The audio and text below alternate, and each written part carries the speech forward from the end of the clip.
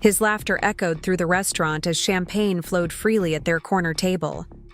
I wasn't supposed to be there that night, but fate has a strange way of revealing truths we aren't ready to face. My husband Nathan raised his glass, clinking it against hers as he leaned in to whisper something that made her blush. The words, "Here's to us," carried across the room. A toast to his promotion. A promotion I had helped him secure through my connections. A promotion he was celebrating with another woman while telling me he was working late. That was 6 months ago. Now they both sort mail in the basement of my building. It's amazing how quickly fortunes can change when you own 51% of the company. Before we jump back in, tell us where you're tuning in from. And if this story touches you, make sure you're subscribed, because tomorrow I've saved something extra special for you. I met Nathan during my second year as CFO at Meridian Technologies. He joined as a promising financial analyst, brilliant, ambitious, and undeniably charming. Those deep brown eyes and that confident smile could disarm even the most skeptical board member. I was no exception. After 3 months of professional distance and stolen glances across conference room tables, he finally asked me to dinner. By our third date, I knew I had found someone special. Someone who understood the relentless pace of corporate life, who didn't resent my late nights and early mornings. Someone who seemed to admire my success rather than feel threatened by it. We married 18 months later in a small ceremony overlooking the Pacific.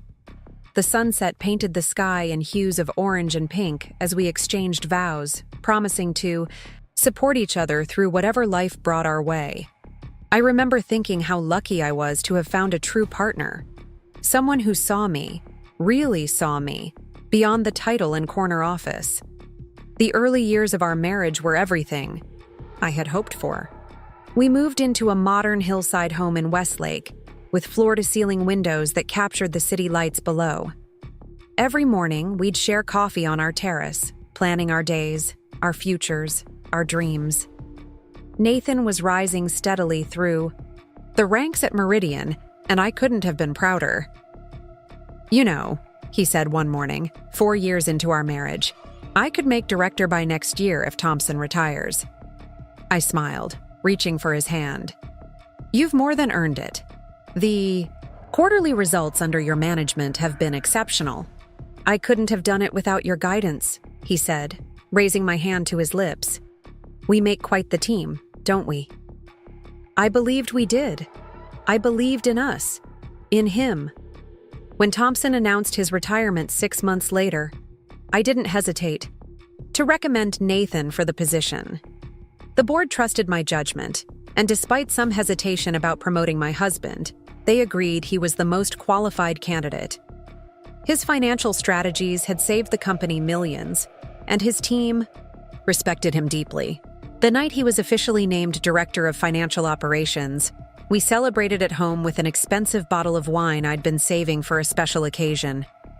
"To us," I said, raising my glass, "and to your incredible achievement." Nathan smiled, but something flickered in his eyes, something I couldn't quite read. "To new beginnings," he replied, his glass meeting mine with a soft clink. I should have recognized it then, that subtle shift, the way his gaze didn't quite meet mine, the slight guardedness in his voice. But I was too caught up in our success, in the life we were building together, to notice the first hairline fractures in our foundation. The changes came gradually. Late nights at the office became more frequent. Weekend work emergencies became routine. His phone would light up with texts that he'd quickly dismiss as just work. I trusted him completely. After all, I understood better than anyone the demands of corporate leadership. If anything, I blamed myself for not being more available, for the long business trips and endless meetings that often kept us apart. Then came Cassandra Monroe. Hired as Nathan's executive assistant, she was everything I might have been 10 years earlier. Young, ambitious, with a keen intellect and sophisticated beauty that turned heads in every room. I first met her at the company holiday party where, Nathan introduced us with casual professionalism. "Eliza, this is Cassandra, my new assistant. She's been an absolute lifesaver these past few months."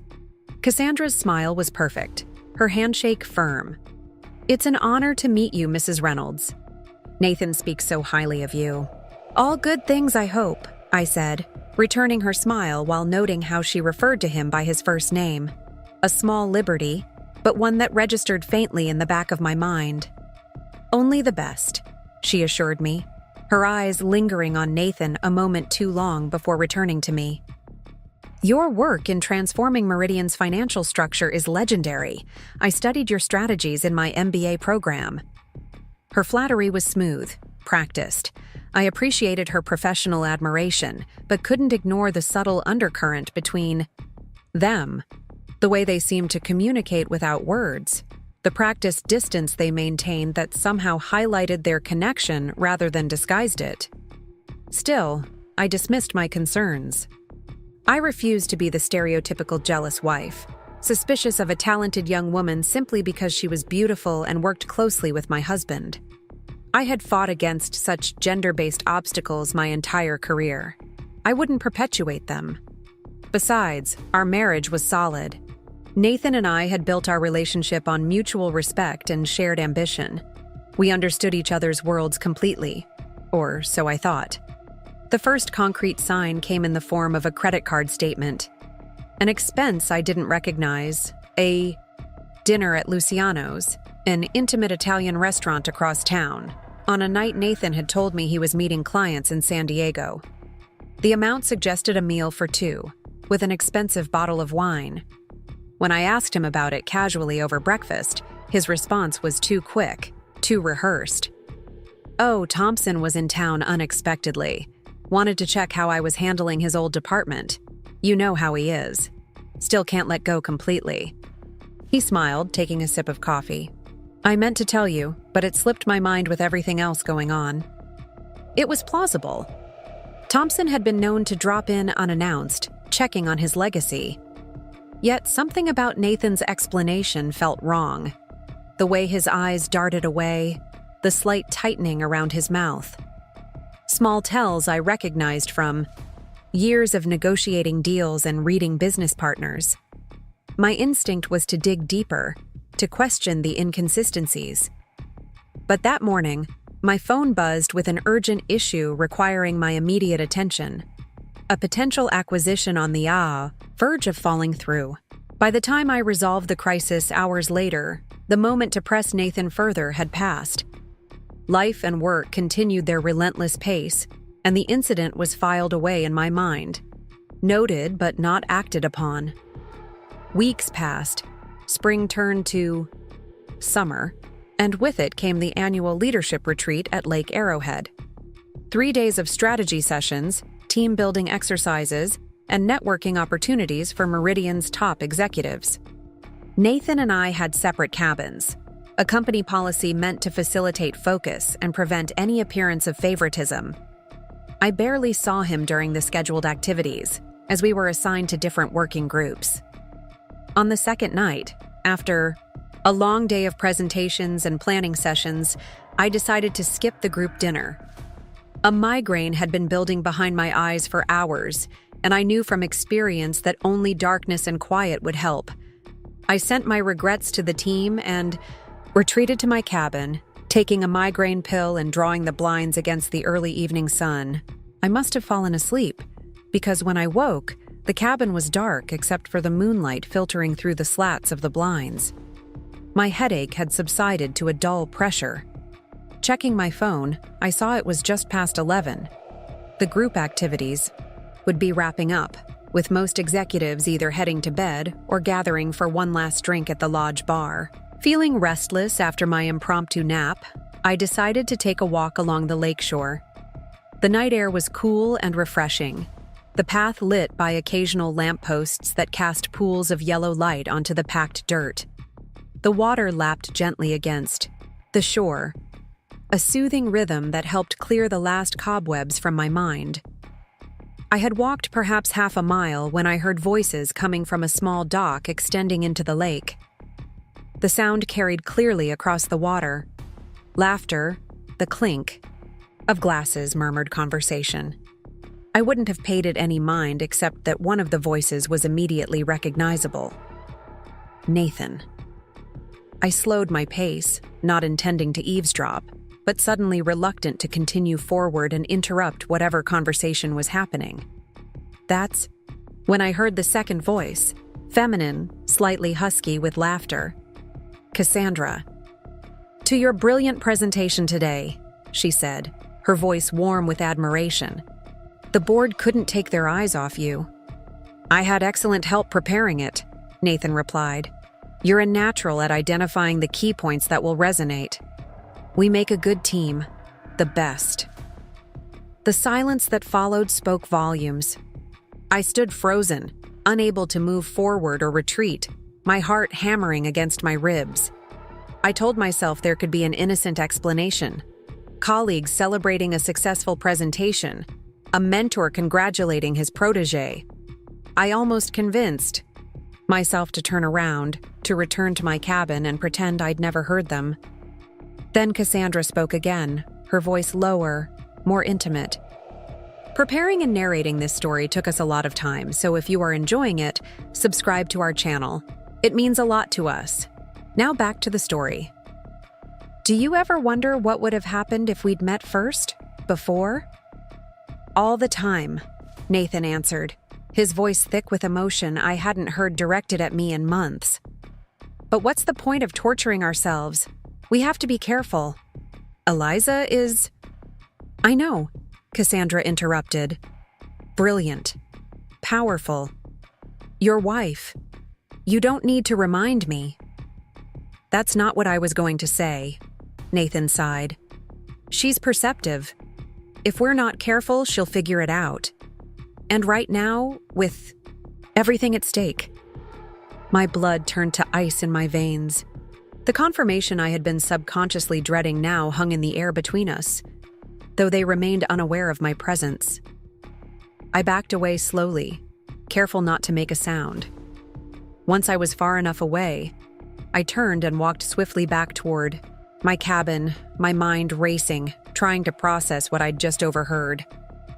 Inside the safety of my room, I sat on the edge of the bed, hands trembling slightly as I pieced together all the small inconsistencies of the past months. The late nights, the unexplained expenses, the way Nathan's eyes followed Cassandra across rooms, the gradual emotional withdrawal that I had attributed to work stress or my own frequent absences. Part of me wanted to confront them immediately, to storm back to that dock and demand answers. But the strategic thinker in me, the woman who had risen to CFO by the age of 35, knew better. Acting on emotion would only put me at a disadvantage. If I wanted the upper hand, I needed information. I needed evidence. I needed a plan. I spent the rest of the night methodically reviewing our finances, our schedules, our recent communications. By morning, I had compiled a list of discrepancies that could no longer be explained away by coincidence. Dinners charged when Nathan was supposedly working late. Hotel expenses in locations where Meridian had no clients. Text messages at odd hours that he quickly dismissed. The final piece fell into place when I checked the company calendar and noticed that Nathan and Cassandra had identical travel schedules. For the past 3 months, conferences and client meetings that required overnight stays, always in the same cities. Always just the two of them. I returned from the retreat with a composed smile and calculated distance. If Nathan noticed any change in my behavior, he didn't mention it. Perhaps he was too caught up in his own deception to recognize mine. Or perhaps, like many men in positions of power, he simply couldn't conceive that I might be orchestrating my own counterplay. The following weeks became a careful game of observation and information gathering.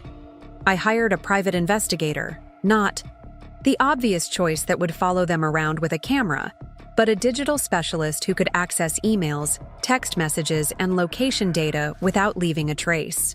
Everything was conducted through my personal accounts, nothing that could be traced back to Meridian or our shared finances. What I discovered was more extensive than I had initially feared. The affair had been going on for nearly a year. It had started shortly after Cassandra was hired. Subtle flirtations that evolved into late-night strategy sessions, which eventually led to hotel rooms and secret weekend getaways disguised as business trips.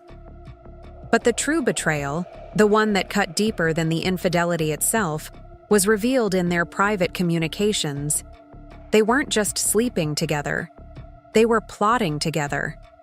Nathan had been using my position and influence to advance both their careers, sharing confidential information from closed-door board meetings, positioning Cassandra for promotions that would eventually place her in direct line for an executive role. "Once you're director of operations," Nathan had written in one message, "and I secure the CFO position after Eliza moves to CEO, we'll be unstoppable. 2 years, maybe 3, and we can go public with everything." They were playing the long game, using me as a stepping stone while planning a future where I would be discarded, professionally and personally irrelevant to their ambitions. The calculated nature of their betrayal turned my initial hurt into something colder, more resolute. This wasn't just about my marriage anymore. This was about my legacy, my company, everything I had worked for. I could have exposed them immediately. A forwarded email here, a screenshot there, and both their careers would have been finished. But that would have damaged Meridian, created public spectacle, and potentially impacted shareholder confidence. Moreover, it would have cast me as the victim, the scorned wife, the betrayed mentor, rather than the strategist I had always been. No. If I had learned anything in my years navigating corporate politics, it was that the most devastating victories came not from swift emotional reactions, but from patient, methodical dismantling of an opponent's position until they had nowhere left to move. So I waited. I watched. I prepared. The opportunity presented itself sooner than I anticipated. In late August, Nathan was scheduled to make a major presentation to the board regarding a potential expansion into Asian markets. It was a project he had been working on for months, one that would virtually guarantee his promotion to a more senior position if approved. What he didn't know was that I had already reviewed his findings and identified several critical flaws in his financial projections, errors that anyone with my experience would recognize immediately, errors that could have been caught if he had asked for my input, as he had with every previous major presentation. But his confidence, fueled by Cassandra's constant admiration, had made him careless. He believed himself beyond needing my guidance. Now. The night before the presentation, I found him in his home office, reviewing his slides one final time. "Need any help with those projections?" I asked casually, leaning against the doorframe. He looked up, surprised. "No, I think I've got it covered. Cassandra and I have been over them a dozen times." "Cassandra," I repeated, keeping my tone neutral. "She's certainly become indispensable to you."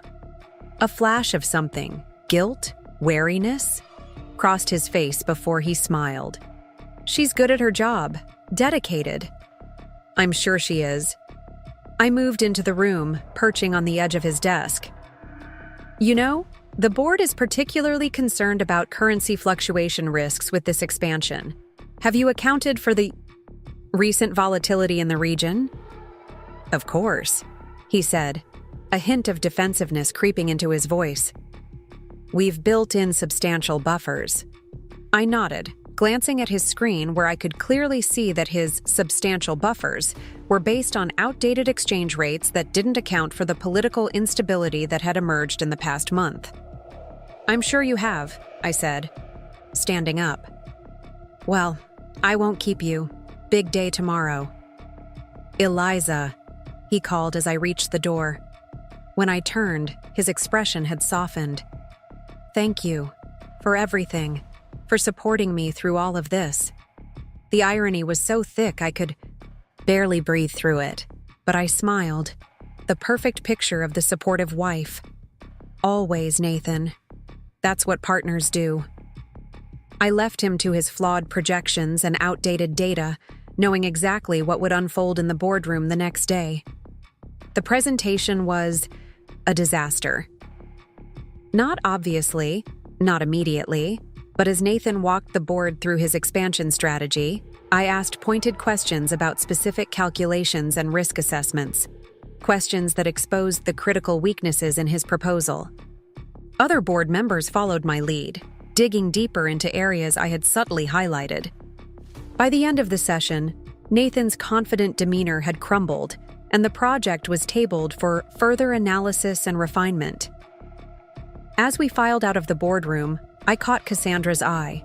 She stood in the hallway, waiting for the outcome, her normally composed face tight with concern as she saw Nathan's defeated expression.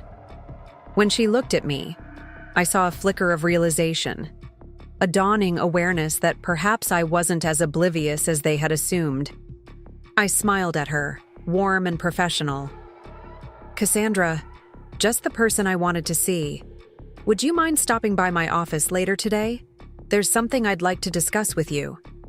Her surprise was evident, but she quickly recovered. "Of course, Mrs. Reynolds, whenever is convenient for you. 3 o'clock would be perfect. And please call me Eliza. After all, we're practically family." The color drained from her face as I walked away, leaving her to wonder exactly what I knew and what I planned to do about it. Before we jump back in, tell us where you're tuning in from. And if this story touches you, make sure you're subscribed, because tomorrow I've saved something extra special for you. At precisely 3 o'clock, Cassandra knocked on my office door. I watched through the glass as she smoothed her skirt, took a deep breath, and arranged her features into a mask of professional composure. The performance was admirable. I might have been convinced if I hadn't seen her true face on that dock at Lake Arrowhead.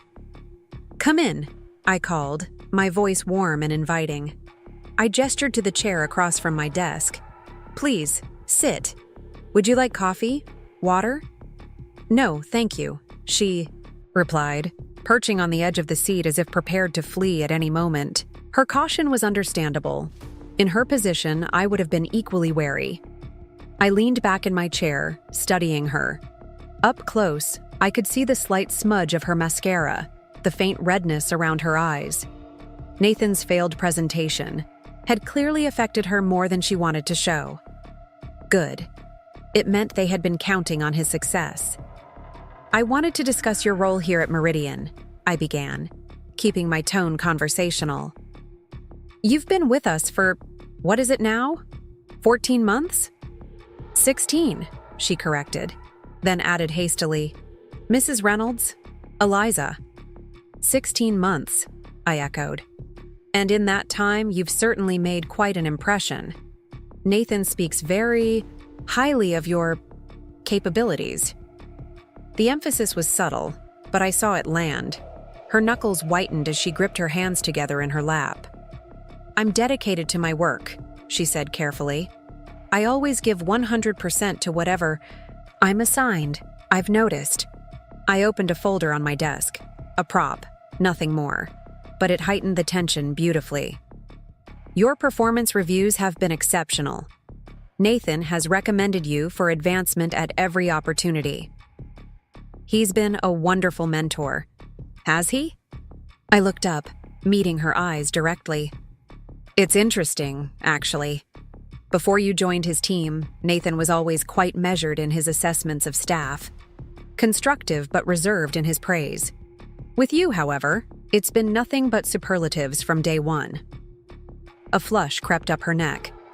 "Perhaps my work simply meets his standards. Perhaps." I closed the folder and folded my hands atop it. "Or perhaps there are other factors influencing his evaluation." The silence stretched between us, taut and electric. Cassandra's breathing had quickened slightly, but to her credit, she maintained her composure. She was good, better than I had expected. In another circumstance, under different conditions, I might have respected her ambition, even mentored her myself. "Mrs. Reynolds," she finally said, her voice steady despite the tension. "If there's something specific you wish to discuss about my performance, I'd appreciate directness. I smiled, genuinely impressed by her nerve. Directness. Yes, I value that as well. Very well, Cassandra. Let's be direct. I leaned forward. I know about your relationship with my husband. To her credit, she didn't deny it immediately. She didn't flinch or look away. She simply held my gaze, the color draining from her face as she calculated her options. I don't know what... I raised a hand, cutting her off. Please, let's not insult each other's intelligence. I have evidence, extensive evidence, of your affair. I know when it started, where you've met, what you've discussed. I know about the plans you've made together, both personally and professionally. Her mask slipped then, fear flickering across her features before she regained control. Evidence? Would you like to see it? I reached for my desk drawer. I have copies of text messages, emails, hotel receipts. There's quite a paper trail when you know where to look. That's an invasion of privacy, she said, but the protest sounded hollow even to her own ears, I'm sure. Perhaps, I acknowledged, but when company resources are used for personal matters, when confidential information is shared inappropriately, when company travel is misrepresented, well, that becomes a corporate issue rather than merely a personal one. She swallowed hard. What do you want? It was the question I had been waiting for. Not denials, not excuses, but the pragmatic recognition that she was in a position of weakness, seeking terms. From you, nothing dramatic. I closed the drawer without retrieving anything. I want you to understand your position clearly. You've been involved in behavior that violates several company policies. Policies that, as I'm sure you're aware, can result in immediate termination. Her spine stiffened. Are you firing me? That depends entirely on you. I stood and moved to the window overlooking the city. I'm offering you a choice, Cassandra. The kind of choice I wish someone had offered me when I was your age. What kind of choice? I turned back to face her. You can continue on your current path with Nathan. The affair, the professional advancement through personal connection rather than merit, the betrayal of trust. If that's your choice, I won't stop you, but I will ensure that neither of you benefits professionally from it. The evidence I have will go to the board, to HR, and potentially beyond. She paled further. And the other option? You can make a clean break. End the relationship. Request a transfer to another department. I'll approve it immediately, with a letter of recommendation acknowledging your skills and work ethic, which are genuinely impressive when separated from your personal choices. You can rebuild your career on solid ground, based on your actual capabilities rather than pillow talk and manipulation. Cassandra stared at me, clearly trying to determine if this was some kind of trap. Why would you offer me that? Why not just expose us both? It was a fair question, and it deserved an honest answer. Because unlike my husband, I can separate personal betrayal from professional evaluation. You are talented, Cassandra. Ambitious, intelligent, strategic. You've simply directed those qualities down a destructive path. I returned to my desk. Beyond that, scandal hurts everyone involved. It would damage Meridian, damage me, damage my position, all things I've worked too hard to build to sacrifice over something as common as infidelity. And Nathan? She asked, her voice barely above a whisper. What happens to him? That, I said, is between my husband and me. And not your concern if you choose option 2. She was quiet for a long moment, considering. I could almost see the calculations running behind her eyes, weighing risk against reward, immediate loss against future potential. How long do I have to decide? 24 hours. I glanced at my watch. By this time tomorrow, I'll need your answer.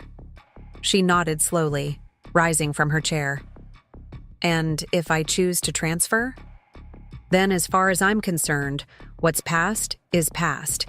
You'll be evaluated on your performance going forward, nothing more.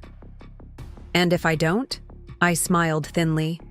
Then I suggest you update your resume, although I doubt it will help much once the board reviews the evidence. Cassandra gathered her composure, straightening her shoulders. May I go now? Of course. I returned to the papers on my desk, dismissing her without looking up. Until tomorrow, Cassandra. The door closed behind her with a soft click. Only then did I allow myself a moment of honest reaction. The slight tremor in my hands, the tightness in my chest that came from confronting one of the architects of my betrayal. It had gone as well as I could have hoped. I had maintained control, offered a choice rather than simply punishment, and positioned myself as the reasonable party despite the circumstances. Now it was time to see what she would do. And after that, to deal with Nathan. I didn't return home that night. Instead, I checked into the downtown Archer Hotel under my maiden name, leaving a brief message for Nathan that I was working late on quarterly projections and would likely crash in, the executive suite we maintained for such occasions. It wasn't unusual. We both frequently worked through the night during critical financial periods. He wouldn't question it. From my hotel room, I monitored both their movements through the digital trail they left. Nathan called Cassandra 3C times after leaving the office. She didn't answer. He sent 5 text messages, increasingly urgent, asking what had happened in our meeting. Again, no response. At 9:37 p.m., his location data showed him arriving at her apartment building in Silver Lake. He stayed for 22 minutes, not long enough for their usual encounter, but certainly long enough for a confrontation. When he left, he didn't return home immediately. Instead, he stopped at Riverside Bar, where his credit card showed a substantial tab for single malt scotch.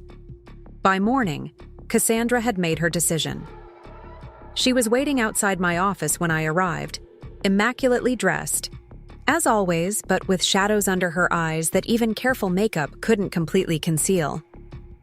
I'd like to request a transfer, she said without preamble as soon as my door closed, effective immediately. I nodded, unsurprised but still curious. May I ask what led you to this decision? She hesitated, choosing her words carefully. Let's just say that when faced with the reality of the situation, I realized certain parties were more concerned with their own interests than with any promises made to me. Interesting. It seemed Nathan had chosen self-preservation when confronted. I had expected as much. Men like him, charming, ambitious, fundamentally selfish, rarely stood firm when their positions were threatened. I see.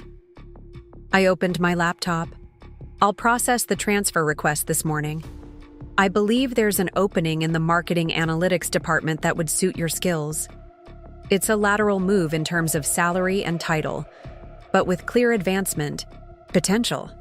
Thank you, she said stiffly. Is there anything else? Just one thing. I looked up at her. Whatever was between you and Nathan, it's over, completely. If I discover any continued contact, personal or professional, beyond what is absolutely necessary for handoff purposes, the deal is void. Do I make myself clear?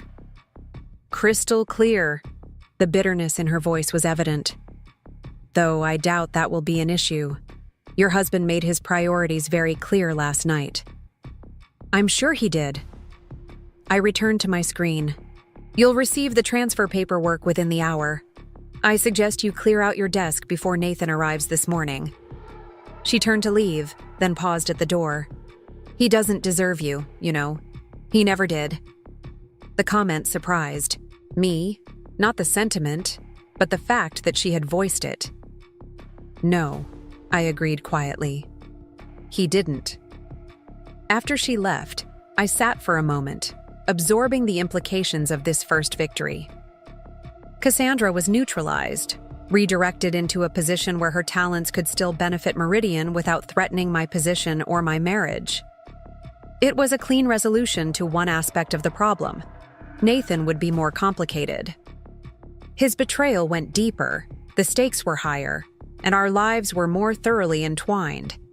Simply transferring him to another department wouldn't be sufficient. The level of calculation he had shown, the willingness to use our marriage as a stepping stone for his ambitions, it required a more significant response. I spent the morning finalizing Cassandra's transfer and preparing for my confrontation with Nathan.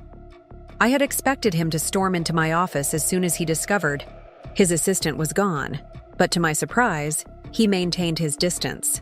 From occasional glances through my glass wall, I could see him at his desk, agitated but controlled, making calls and typing furiously. It wasn't until just before lunch that he finally appeared at my door.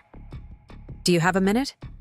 His voice was carefully neutral, his expression professionally pleasant for any observers in the open office. But I could see the tension in his jaw, the slight flush at his temples that always appeared when he was under extreme stress. Of course, I gestured to the chair across from me. "Close the door." As soon as it clicked shut, his facade cracked. "What the hell did you say to Cassandra? She's been transferred to marketing without any discussion with me? She's my assistant, Eliza. My department, my direct report." "Was," I corrected calmly. "She requested the transfer herself. I simply approved it. That's bullshit." He leaned forward, lowering his voice despite the closed door. "You threatened her somehow. What did you say to her?" I regarded him steadily. I offered her a choice, a better path forward than the one she was on. She made the decision that served her interests best. His eyes narrowed as comprehension dawned. "You know." "Yes, Nathan. I know everything." I kept my voice even, controlled. "Every meeting, every hotel room, every lie you've told me over the past year, every conversation about how you plan to use my position to advance your careers, once I was conveniently moved aside." The color drained from his face. For a moment, he looked as though he might deny it, might try to construct some alternative explanation. Then his shoulders sagged slightly.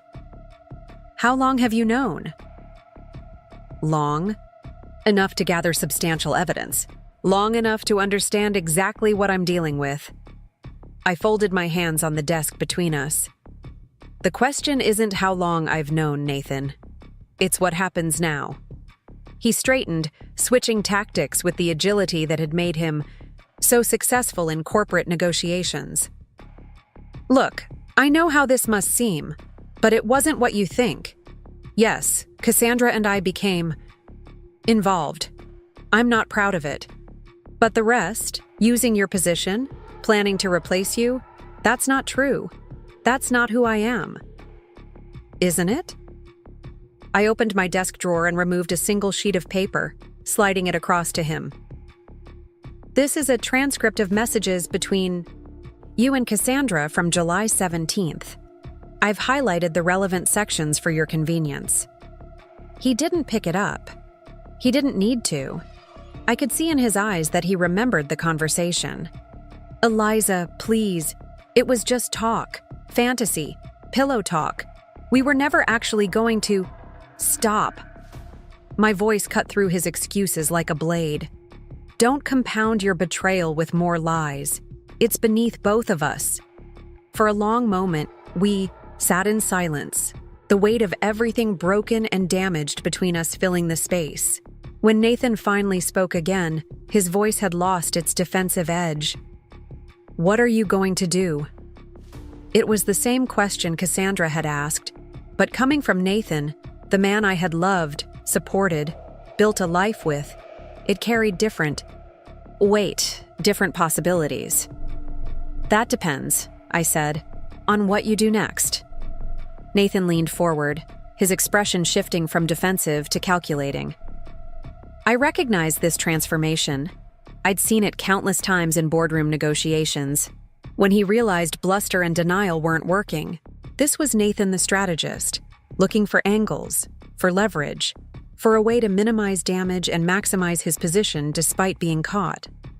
"What do you want, Eliza?" he asked, his voice steady now. "Let's be practical about this. We've built a life together, a good life. Yes, I made a mistake, a serious one. But throwing everything away over this seems excessive." I almost had to admire his composure, the way he'd pivoted so smoothly from panic to pragmatism. It was one of the qualities that had attracted me to him in the first place. His adaptability, his ability to assess situations and adjust his approach accordingly. But now I saw it for what it truly was: manipulation dressed as reason. "Throwing everything away?" I repeated, letting the words hang between us. "That's an interesting perspective, Nathan. I wasn't the one who risked our marriage, your career, and my professional reputation for an affair. I wasn't the one who plotted to use our relationship as a stepping stone. You made those choices, repeatedly, deliberately, over the course of a year. So perhaps we should be clear about who was willing to throw what away." He had the decency to flinch at that, but recovered quickly. "You're right. I'm not denying my responsibility here. What I did was wrong on every level, but I'm trying to focus on solutions now, on salvaging what we can." "And what exactly do you think we can salvage?" "Our marriage, for one." He hesitated, then continued. "I still love you, Eliza. Despite everything. This thing with Cassandra, it was a mistake, a distraction. It never had the foundation that you and I built together." I studied him, searching for any hint of genuine remorse or affection.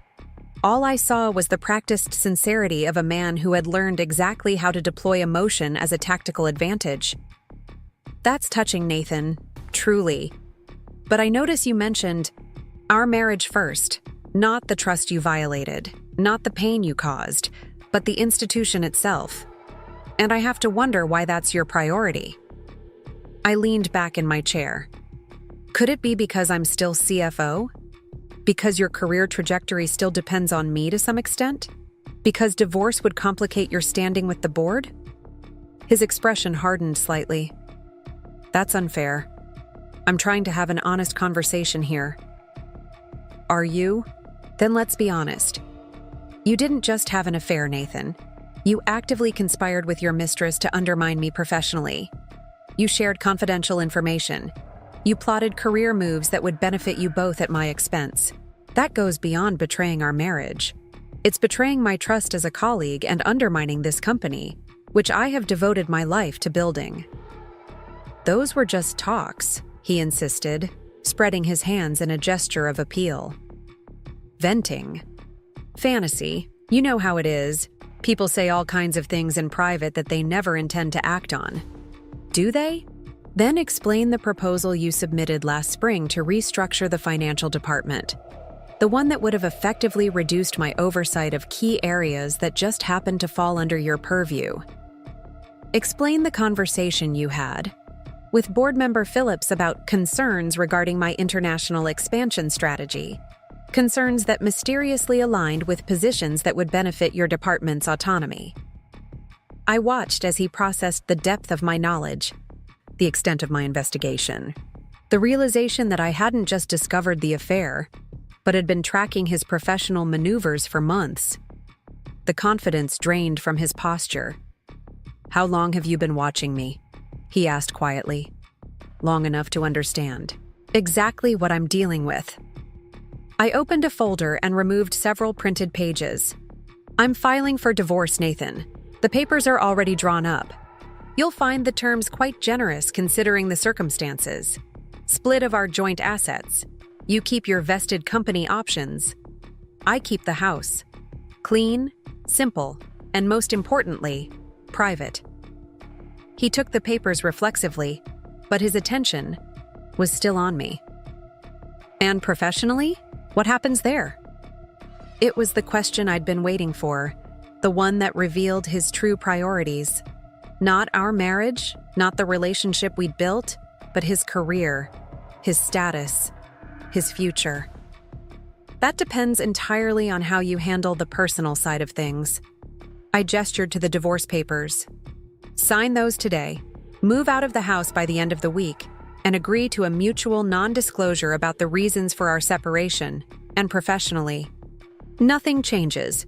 You keep your position, your team, your projects. Relief flashed across his features, quickly masked. And if I don't agree to those terms? Then I take everything to the board. The affair, the breach of confidentiality, the manipulation of company resources, all of it. You know our ethics policies as well as I do. You'd be terminated immediately, likely without severance given the nature of the violations. Your reputation in the industry would be severely compromised, especially given my connections and standing. His jaw tightened. You'd destroy my career over this? No, Nathan. You destroyed your career the moment you decided to betray both your wife and your company's trust. I'm simply offering you a chance to salvage something from the wreckage you created. I checked my watch. I have a budget meeting in 15 minutes. Why don't you take some time to review the papers, think about your options, and let me know your decision by end of day? He stood slowly, the divorce papers clutched in one hand. You've thought of everything, haven't you? All neat and tidy, all risks managed. There was a bitter admiration in his voice. I should have remembered who I was dealing with. Yes, I agreed calmly. You should have. That was your first mistake. After he left, I allowed myself a single deep breath before returning to the quarterly reports waiting on my screen. The confrontation had gone more or less as I'd expected, Nathan's initial shock giving way to calculation, his attempt to appeal to emotion followed by pragmatic self-preservation. He would sign the papers. Of that, I had no doubt. The alternative was too costly, too public, too damaging to the image he had cultivated so carefully. What he didn't know, what I hadn't yet revealed, was that this was only the beginning. Divorce and discretion were merely the first phase of a strategy that had been developing in my mind since that night at Lake Arrowhead. Nathan believed he was cutting his losses, making a strategic retreat that would allow him to rebuild. In reality, he was walking into the second act of a play whose ending I had already written. By late afternoon, as I'd predicted, Nathan's assistant delivered a sealed envelope to my office. Inside were the signed divorce papers, along with a brief note. I accept your terms. I'll be out of the house by Friday.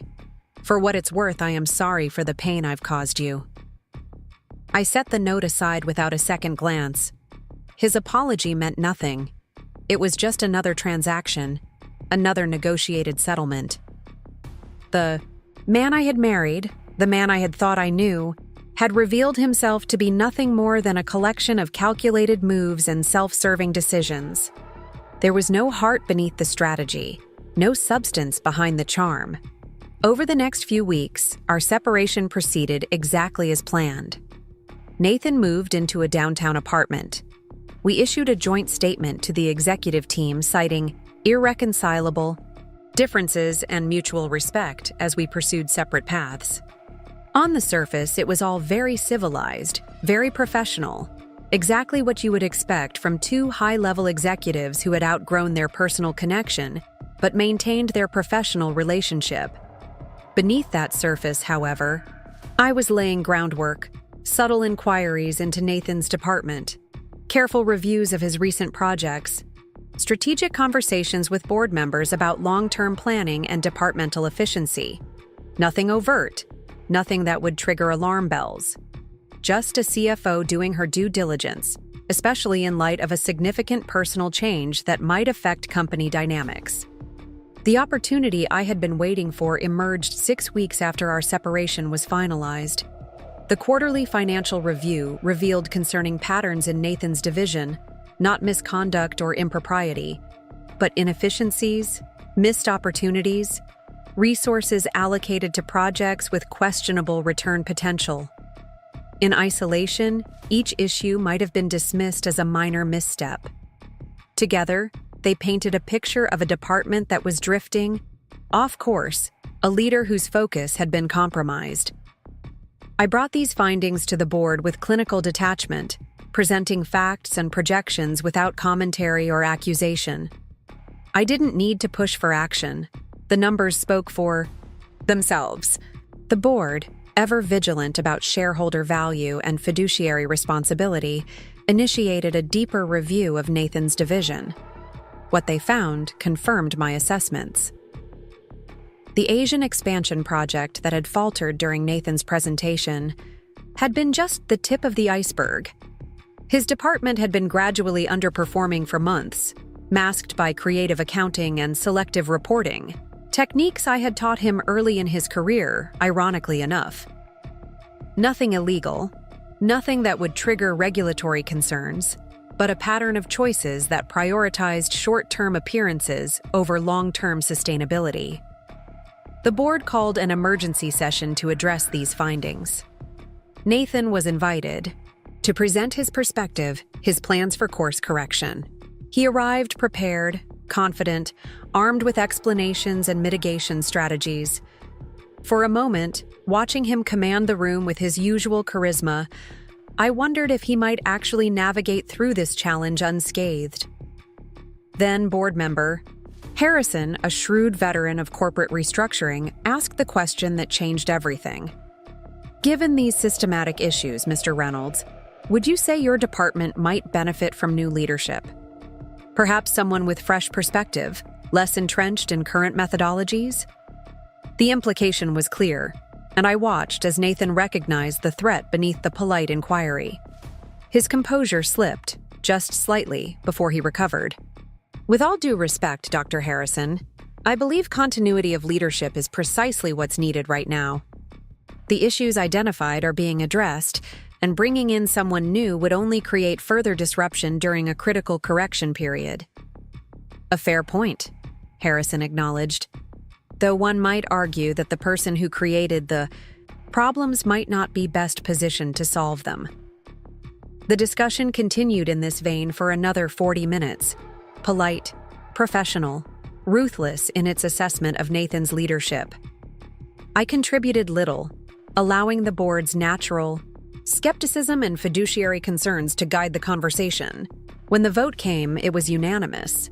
Nathan would be removed as Director of Financial Operations, effective immediately. What happened next was both unexpected and revealing. Rather than accepting the decision with grace, rather than recognizing that he had been outmaneuvered but could still potentially salvage a position within the company, Nathan lost his composure entirely. "This is a setup," he said, his voice rising. "A calculated takedown orchestrated by my ex-wife. Are you also blind that you can't see what's happening here?" The boardroom fell silent. All eyes turned to me, then back to Nathan, whose face had flushed with anger. "Mr. Reynolds," the chairwoman said coolly, "that's a serious accusation against our CFO. Do you have evidence to support it?" "Evidence?" He laughed, a harsh sound devoid of humor. "Look at the timing. Look at the selective presentation of data. This entire review was initiated weeks after our separation. A separation that Eliza engineered, by the way, based on personal matters that have nothing to do with my professional capabilities." I remained silent, my expression neutral. Nathan was digging his own grave more efficiently than I ever could have. "Your personal relationship with Ms. Walker is indeed a matter separate from this review," the chairwoman agreed. "However, your reaction to professional criticism raises concerns about judgment and temperament that frankly only reinforce the board's decision." "This is absurd," Nathan insisted, gathering his papers.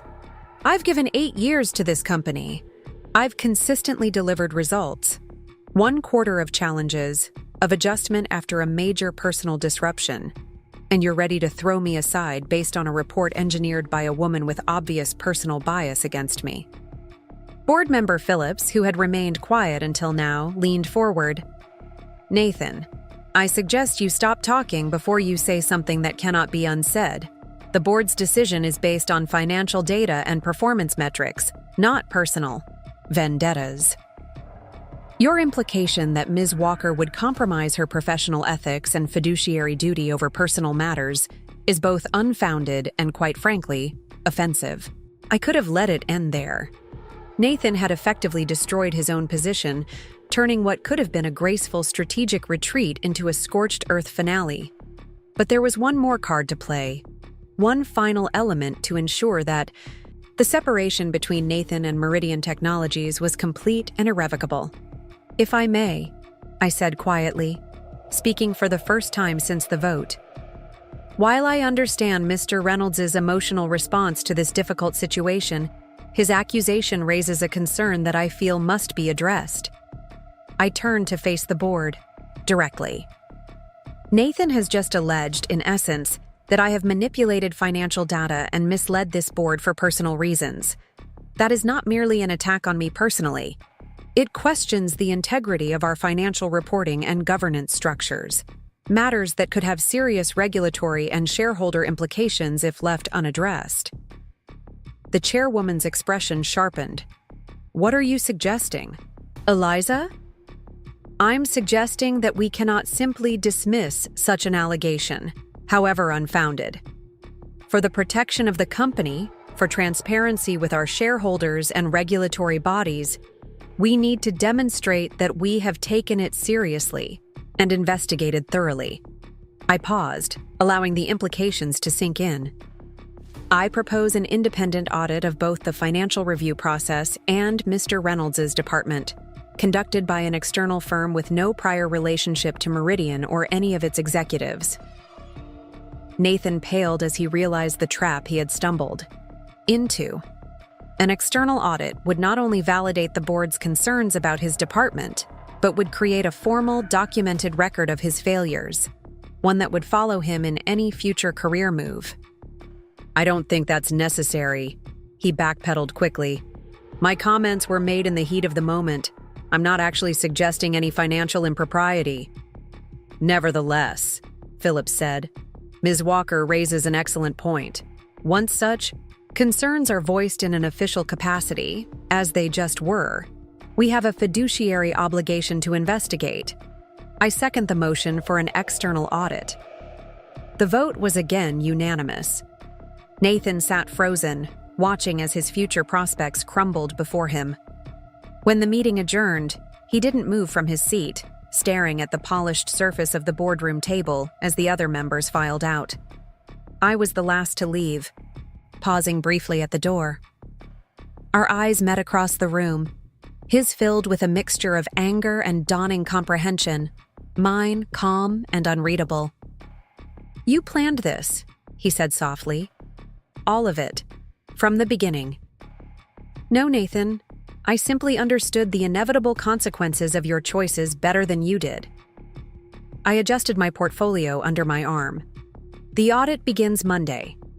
I suggest you prepare your team accordingly." The external audit was as thorough and devastating as I had anticipated. It revealed not just the inefficiencies and questionable allocations that the board had already identified, but a pattern of increasingly risky decision-making that had placed several key initiatives in jeopardy. Nathan's team, operating under his direction, had been making progressively more aggressive projections, taking shortcuts that compromised data integrity and prioritizing quick wins over sustainable growth. By the time the final report was presented to the board, Nathan's fate was sealed. Not only was his removal as department head confirmed, but the board determined that his continued presence at Meridian in any capacity would represent an unacceptable risk. He was terminated with minimal severance, the company's standard package, for executives dismissed for performance issues, rather than the generous arrangement typically offered for amicable separations. The industry noticed. Within days of the news becoming public, I received discreet inquiries from contacts at competitor firms, from executive search consultants, from former colleagues curious about the real story behind Nathan's abrupt fall, from Grace.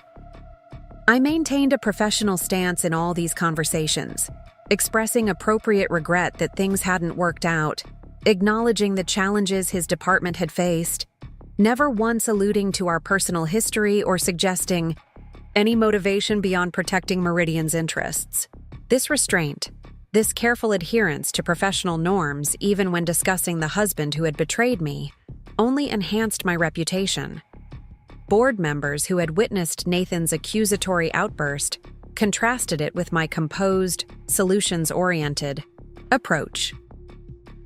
Industry peers noted that I had handled a potentially messy situation with remarkable discretion and focus on corporate well-being. Meanwhile, Nathan was discovering just how thoroughly his prospects had been diminished. The audit findings, while confidential in their specifics, had created a narrative in the industry about his leadership capabilities. Former mentors suddenly became unavailable for reference calls. Recruiters who had once courted him enthusiastically now returned his calls days later, if at all. Interviews that initially seemed promising ended with polite rejections citing candidates whose experience better aligns with our current needs. I tracked his struggles dispassionately, through industry connections and the occasional update from mutual acquaintances. I felt no joy in his difficulties, no satisfaction in watching him flounder. Those emotions would have required an investment I was no longer willing to make. What I felt instead was something cooler, more detached.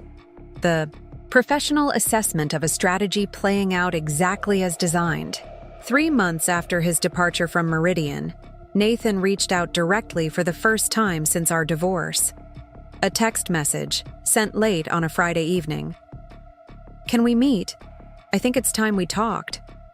I considered ignoring it entirely. There was nothing left to discuss. No loose ends that required attention. Our divorce was finalized, our professional connections severed, our lives disentangled in every meaningful way. But curiosity, a desire to see the final outcome of this particular equation, led me to agree to a brief meeting the following Monday. We met at a small cafe several blocks from Meridian's offices, neutral territory, public enough to discourage, drama yet quiet enough for private conversation. Nathan was already there when I arrived, seated at a corner table with 2 coffees. He stood as I approached, a reflexive courtesy that seemed at odds with his appearance. He had lost weight, and the confident posture I had once found so attractive had given way to something more guarded, more uncertain. "Thank you for coming," he said, as I took the seat across from him. "I wasn't sure you would." "What did you want to discuss?" I asked, bypassing small talk. He studied me for a moment, as if trying to gauge my mood, my receptiveness. "I've been doing a lot of reflecting these past months. About us, about what happened at Meridian, about the choices I made and their consequences." "That sounds productive." A flicker of irritation crossed his face at my neutral response, but he continued. "I wanted to tell you that I understand now what you did, why you did it. It was impressive, actually. Surgical. By the time I realized what was happening, it was already too late to change course." "Is that meant to be a compliment or an accusation?" "Neither. Both." He shrugged slightly. "It's an acknowledgement, I suppose. You outplayed me at every step. I underestimated you, and I paid the price for that arrogance." I sipped my coffee, neither confirming nor denying his assessment. "Is that what you wanted to tell me? That you've gained insight into your strategic failures?" "Partly." He leaned forward, his voice dropping slightly. "But I also wanted to ask, is it enough, Eliza? Have I been punished sufficiently for what I did to you? Because I have to tell you, the past 3 months have been hell. No one will touch me professionally. I've had to sell my car, downsize my apartment. I'm running through savings just to stay afloat." So that was it. Not reflection, not genuine remorse, but a plea for mercy now that he had experienced consequences. I set my cup down carefully. "You seem to be operating under a misapprehension, Nathan. I didn't orchestrate your downfall as punishment for personal betrayal.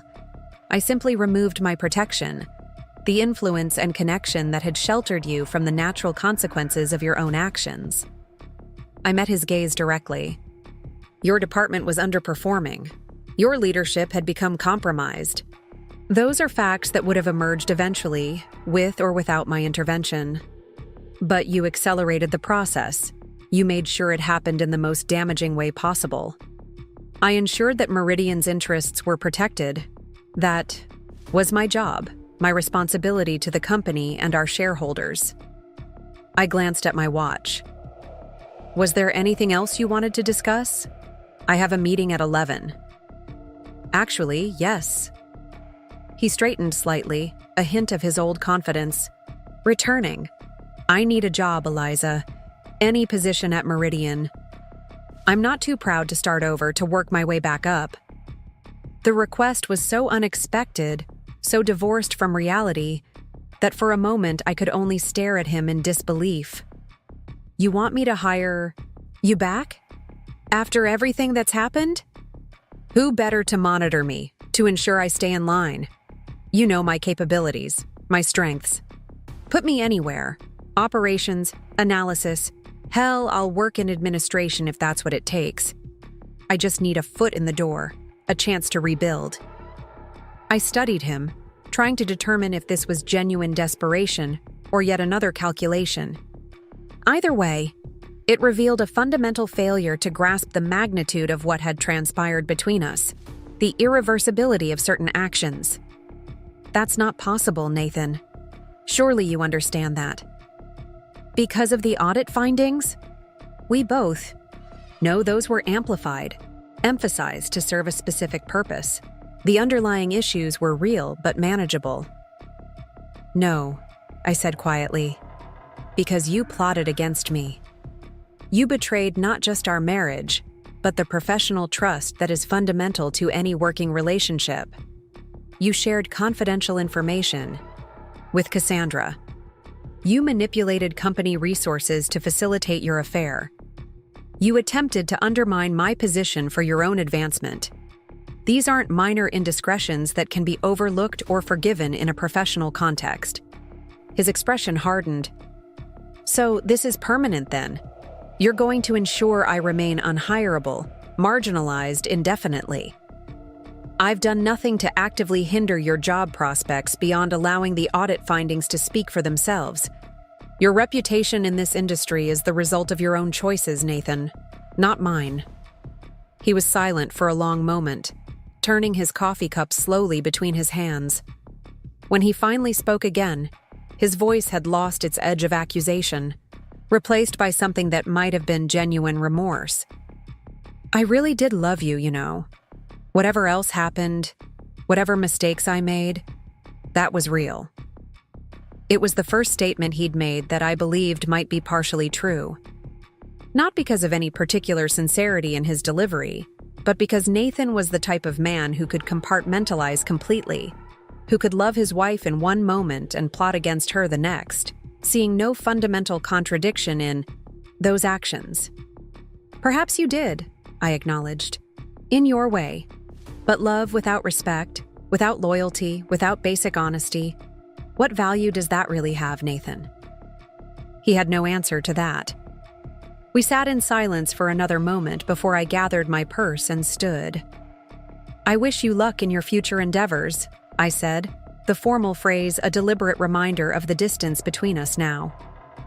I trust you'll find your way forward eventually. As I turned to leave, he called after me, Eliza, one last thing. I paused, looking back at him. Cassandra, is she still at Meridian? She is. I offered no further details, no explanation of her current role or standing. At least one of us survived, he said, a hint of bitterness coloring his voice. Cassandra made different choices when presented with the consequences of her actions, I replied simply. That made all the difference.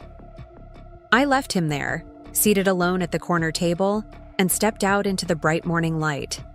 As I walked the few blocks back to Meridian's headquarters, I felt a sense of completion, of a chapter finally closed. Nathan had been removed from my life, personally, professionally, completely. Whatever struggles he faced now were his alone. To navigate, his story no longer intertwined with mine. What he didn't know, what would only become clear to him much later, was that I had already set in motion the final phase of my strategy. A phase that would offer him a path forward of a sort, while ensuring that the lesson he had learned would never be forgotten. 2 weeks after my cafe meeting with Nathan, I received a call from Vanessa Chen, CEO of Artemis Partners, a mid-sized investment firm with a growing reputation for innovative financial strategies. Vanessa and I had served together on a technology council years earlier and maintained a cordial professional relationship, occasionally exchanging industry insights over lunch or at conferences. "Eliza," she said, bypassing small talk as was her habit, "I need your candid input on something. Your ex-husband applied for a senior analyst position with us.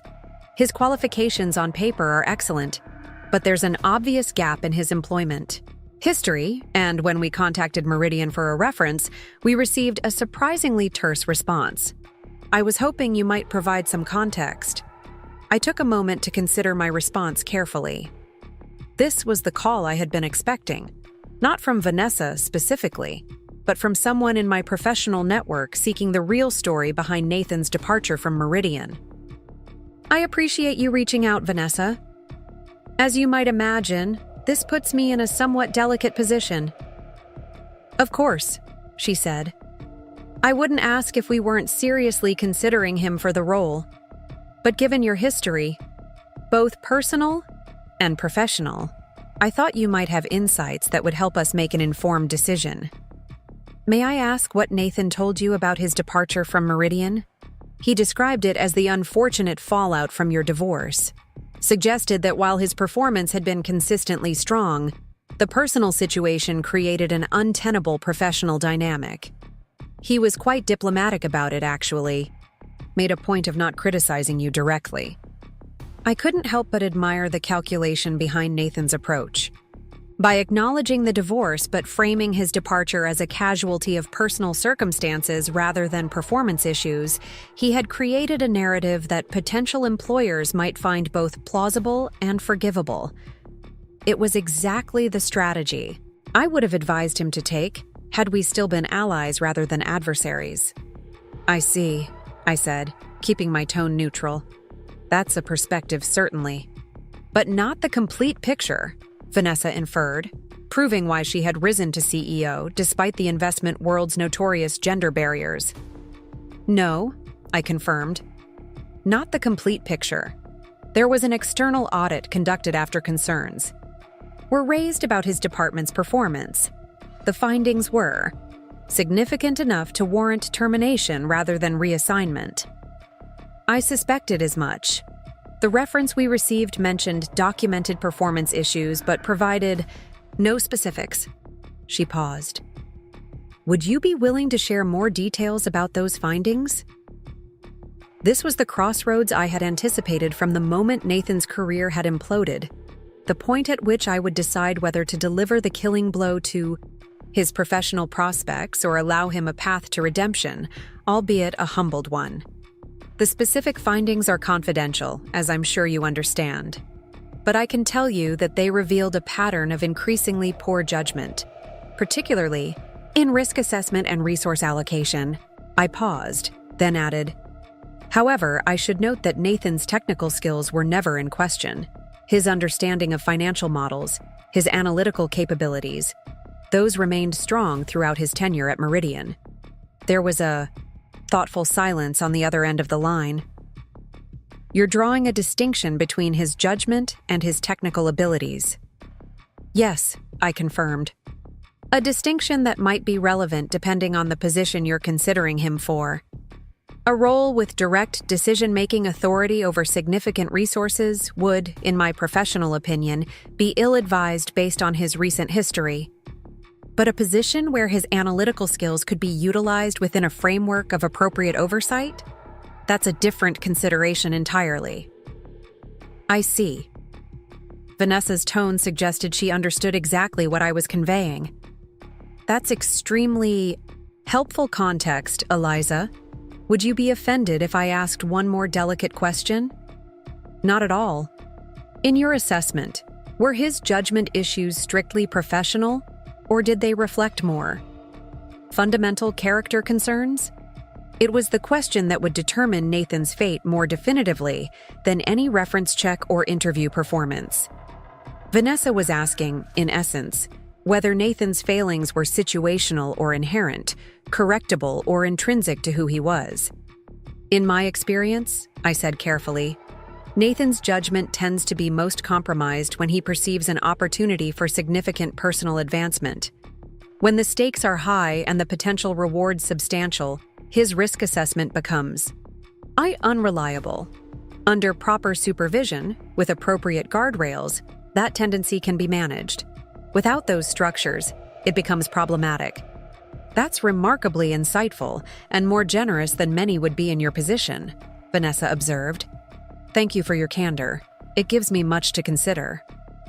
May I ask what position you're actually considering him for? I inquired, though I already had a strong suspicion.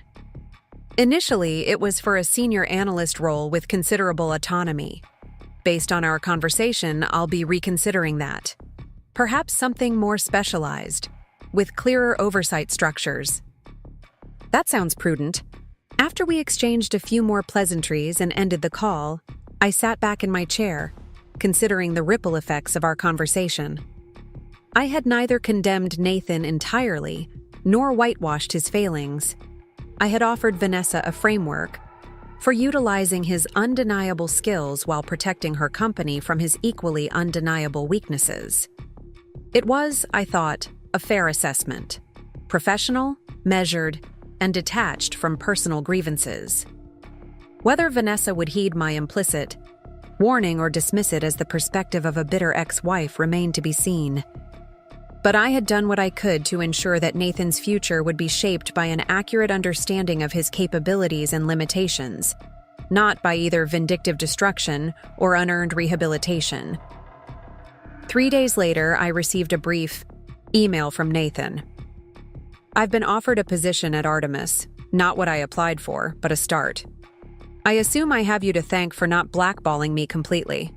Not sure whether to say thank you or damn you for the faint praise. I didn't respond. There was nothing more to say.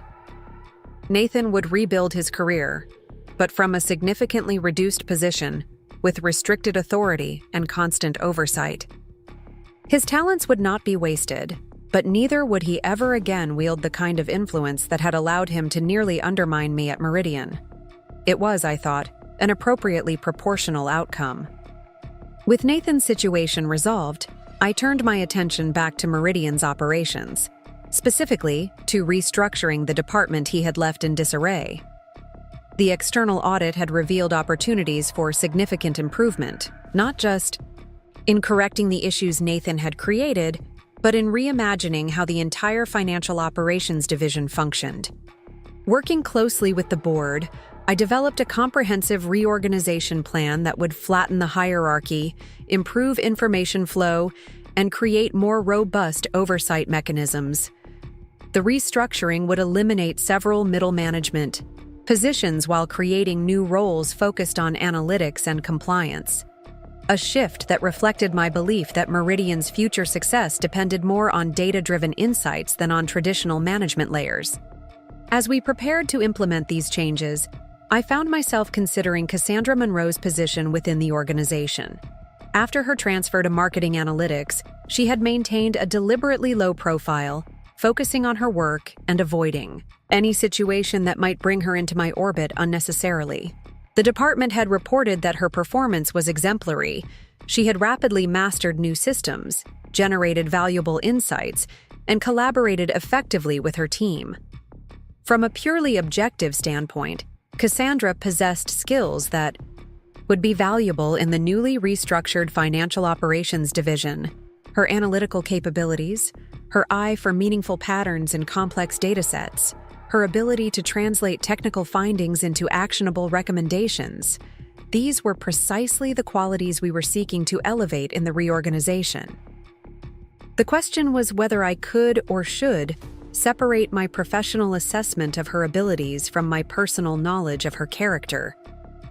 Could I trust someone who had been willing to engage in an affair with her married supervisor and participate in plotting against his wife? Could I justify promoting someone with that ethical history, regardless of their technical competence?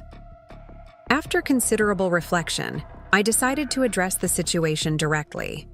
I scheduled a meeting with Cassandra in my office, away from the curious eyes and ears of the open floor plan where most departmental meetings took place. She arrived precisely on time, dressed in a conservative navy suit that projected professional seriousness. Her expression was guarded but composed as she took the seat across from my desk. "Thank you for meeting with me," I began. "I wanted to discuss your position at Meridian in light of the upcoming departmental restructuring." "I understand," she said, her voice carefully neutral. "I've heard rumors about the changes. If my position is being eliminated, I would appreciate as much notice as possible to begin a job search." "That's not why I asked you here," I clarified. "Your current role isn't affected by the restructuring. However, we're creating several new positions in financial operations that would utilize your analytical skills more directly than your current marketing role. Under normal circumstances, you would be an obvious candidate for consideration." She processed this information silently, her expression revealing nothing. "And under these circumstances?" she finally asked. "That's what I wanted to discuss with you." I leaned forward slightly. "It's been nearly 7 months since our last conversation about personal matters. In that time, you've maintained appropriate professional boundaries, focused on your work, and by all accounts, excelled in your new role. The question is whether you believe you could function effectively within financial operations, given the history and the fact that you would be working more directly with me and the executive team." Cassandra took a moment before responding, her gaze steady.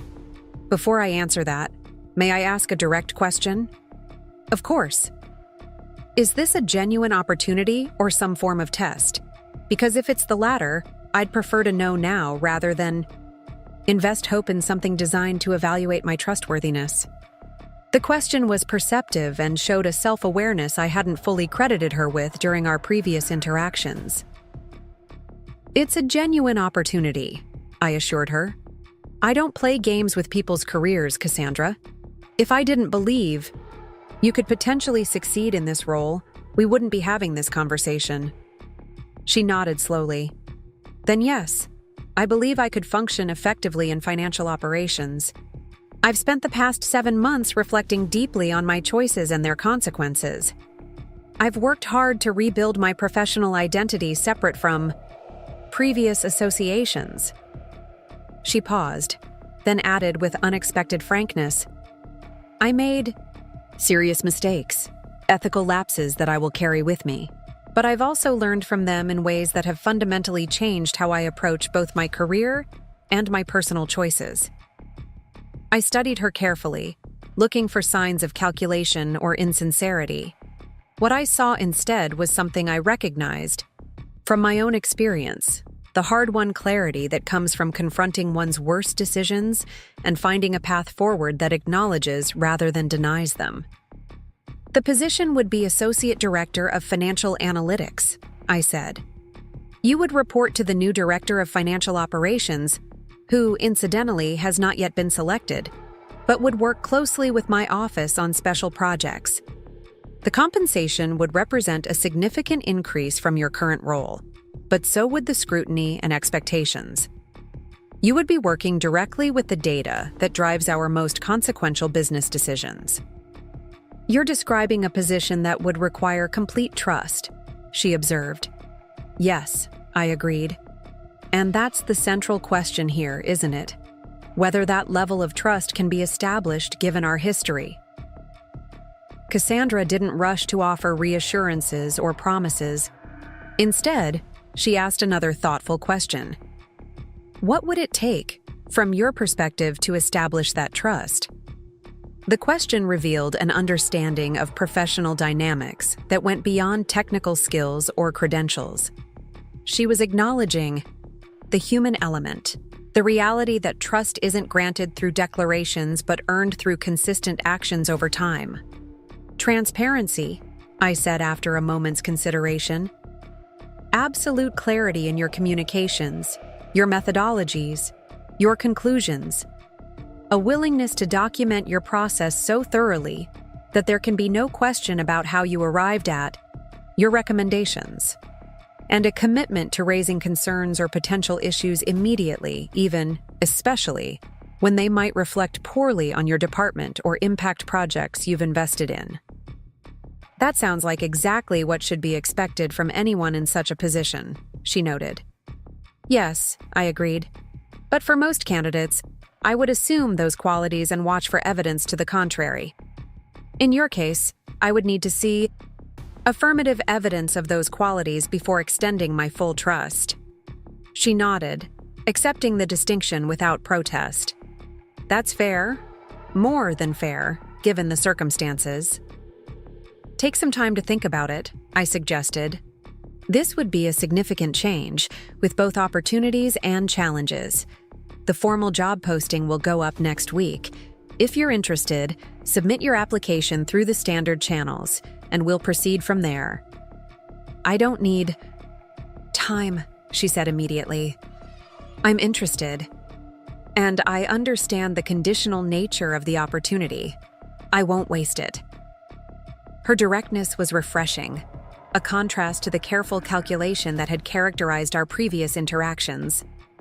7 months in a role that utilized her skills but offered limited advancement potential had apparently clarified her priorities and perhaps adjusted her expectations about how quickly one should expect to climb the corporate ladder.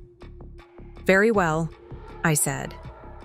I'll make sure HR knows to expect your application. But Cassandra? I held her gaze directly. This is your one chance at rebuilding within Meridian. There won't be another. I understand, she said simply. And I appreciate the opportunity more than I can adequately express.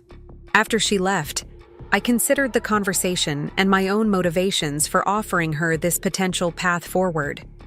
Was it merely a pragmatic recognition of her undeniable skills? A calculated decision to keep someone with knowledge of my personal history under close observation rather than allowing her to take that knowledge to a competitor? Or was there something else? A recognition of someone who, like me, had discovered her own strength through adversity. Perhaps it was all of these things, I decided. Cassandra had participated in Nathan's betrayal, but she had also been the first to make the difficult choice when confronted with the consequences. She had accepted the reduced position, committed to the work despite the setback to her ambitions, and maintained appropriate boundaries in the aftermath. Those weren't the actions of someone without ethical capacity, just someone who had failed to exercise it properly in a specific context. People were more complicated than the worst choices they made, more capable of growth than their past mistakes might suggest. I had learned that lesson long before Nathan entered my life, during my own early career stumbles. Extending that understanding to Cassandra wasn't weakness or naivety. It was a recognition of human complexity that any effective leader needed to incorporate into their decision-making. The restructuring proceeded over the next 6 weeks, with existing staff applying for newly created positions and external candidates competing for key roles. Cassandra's application for the associate director position was, as expected, exemplary. Her qualifications perfectly aligned with the requirements, her interview performance poised and substantive. When the final selections were made, Cassandra was among those chosen for the new financial operations team. As promised, she would report to the new director, a highly regarded external hire named Marcus Way, who brought both financial expertise and a reputation for mentoring talented analysts into leadership roles. I made sure Marcus understood Cassandra's history with the company in broad terms, not the personal details which remained private, but the fact that she had been transferred from a previous role and was now being given an opportunity to advance based on her demonstrated abilities. In marketing analytics, I emphasized the importance of thorough documentation and clear communication channels. presenting these as general best practices rather than specific concerns about Cassandra herself. Marcus, with the perception that had made him our top choice for the position, read between the lines without requiring explicit direction. "I understand," he said during our one-on-one briefing. "Trust to be earned, not assumed. Potential to be developed, with appropriate guardrails in place." "Exactly," I confirmed, appreciating his ability to grasp the nuances of the situation without needing every detail spelled out. The restructured department launched with a full-day orientation session for all team members, where I outlined the new vision, expectations, and opportunities that the reorganization presented. Looking out at the assembled staff, a mix of familiar faces in new roles and fresh perspectives from outside hires, I felt a sense of confidence in Meridian's future that had been somewhat diminished during Nathan's tenure in financial operations. Cassandra sat in the third row, taking detailed notes and asking thoughtful questions about implementation timelines and cross-departmental collaboration protocols. Her engagement was appropriate, professional, focused entirely on the work ahead, rather than on the complex history that had led to this moment. It was, I thought, a promising start to her second chance at Meridian. Over the following months, the restructured department began to demonstrate exactly the improvements we had hoped for. Information flowed more efficiently, analytics drove decision-making more directly, and early warning systems flagged potential issues before they could develop into significant problems. Marcus proved to be an excellent leader, technically sharp, emotionally intelligent, and skilled at deploying his team's talents to maximum effect. Cassandra, for her part, exceeded even my cautious expectations.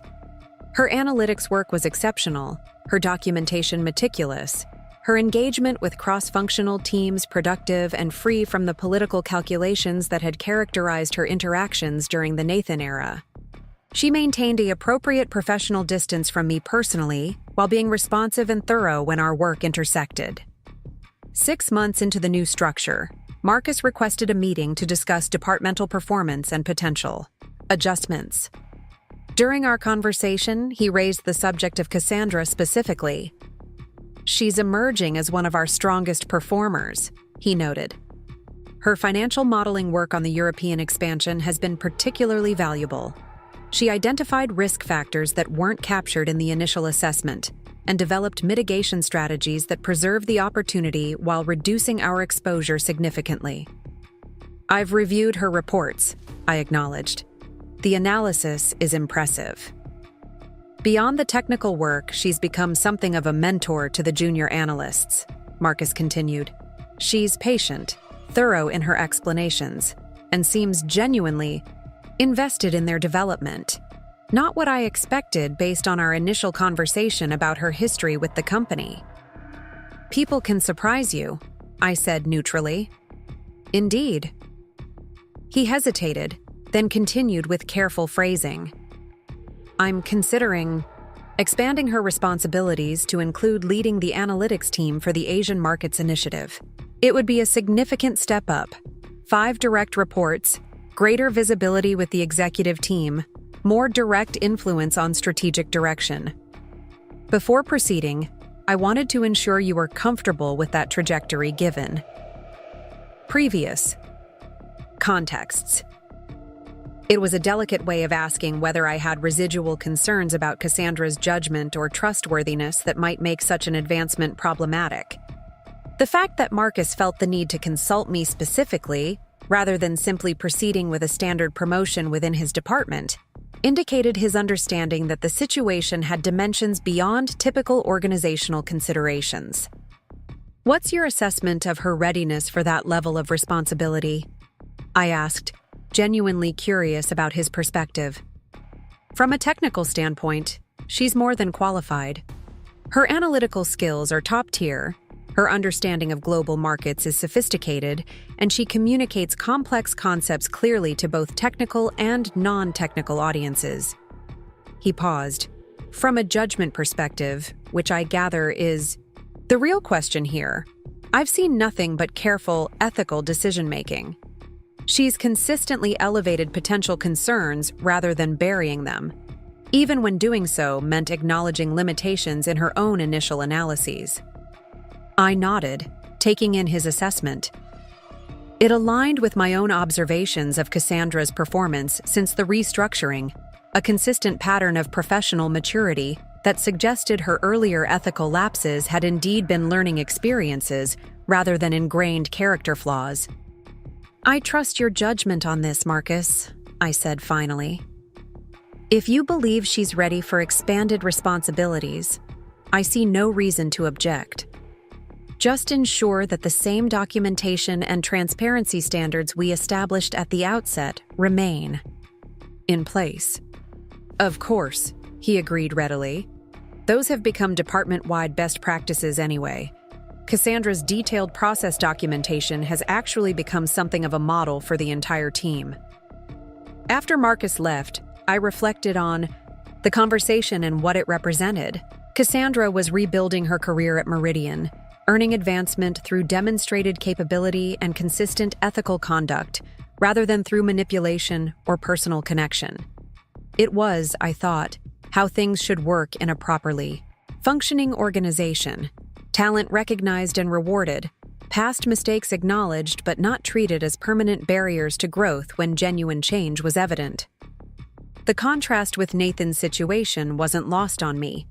While Cassandra was thriving under appropriate supervision, rebuilding her professional reputation through consistent performance and ethical conduct, Nathan remained in a constrained role.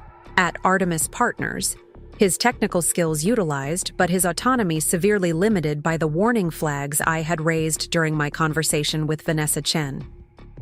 The difference wasn't in their initial actions. Both had participated in the affair. Both had conspired against me professionally, but in their responses when confronted with the consequences of those choices, Cassandra had accepted responsibility, adjusted her expectations, and committed to rebuilding through legitimate performance. Nathan had sought shortcuts, attempted to manipulate perceptions, and ultimately failed to recognize that trust, once broken, required more than charm and strategic positioning to restore. It was a lesson in human nature as much as professional dynamics, character revealed not in moments of success, but in how one handled failure and its aftermath. Cassandra, somewhat to my surprise, had demonstrated a capacity for growth and genuine change that Nathan, for all his strategic brilliance, seemed to lack.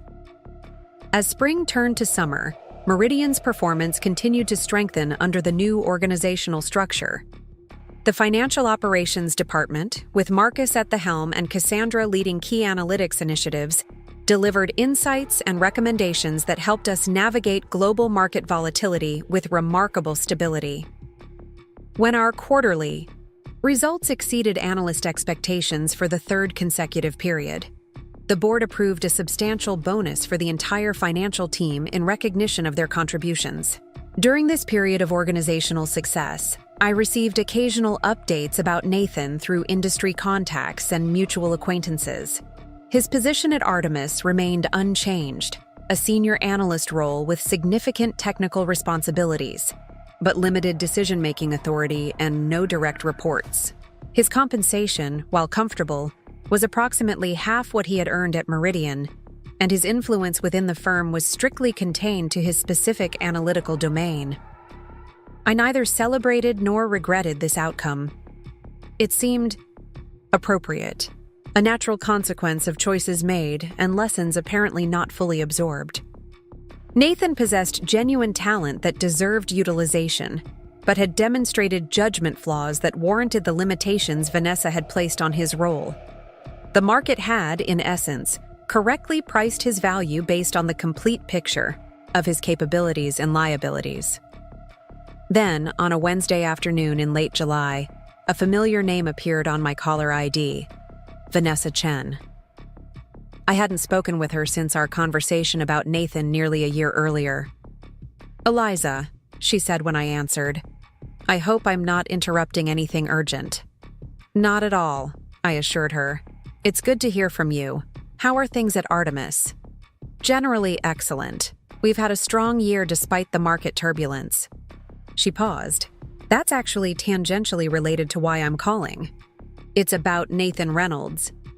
I kept my tone neutral. Oh? He's resigned, effective 2 weeks from now, accepted a position with Vertex Capital in their Singapore office. The news caught me by surprise.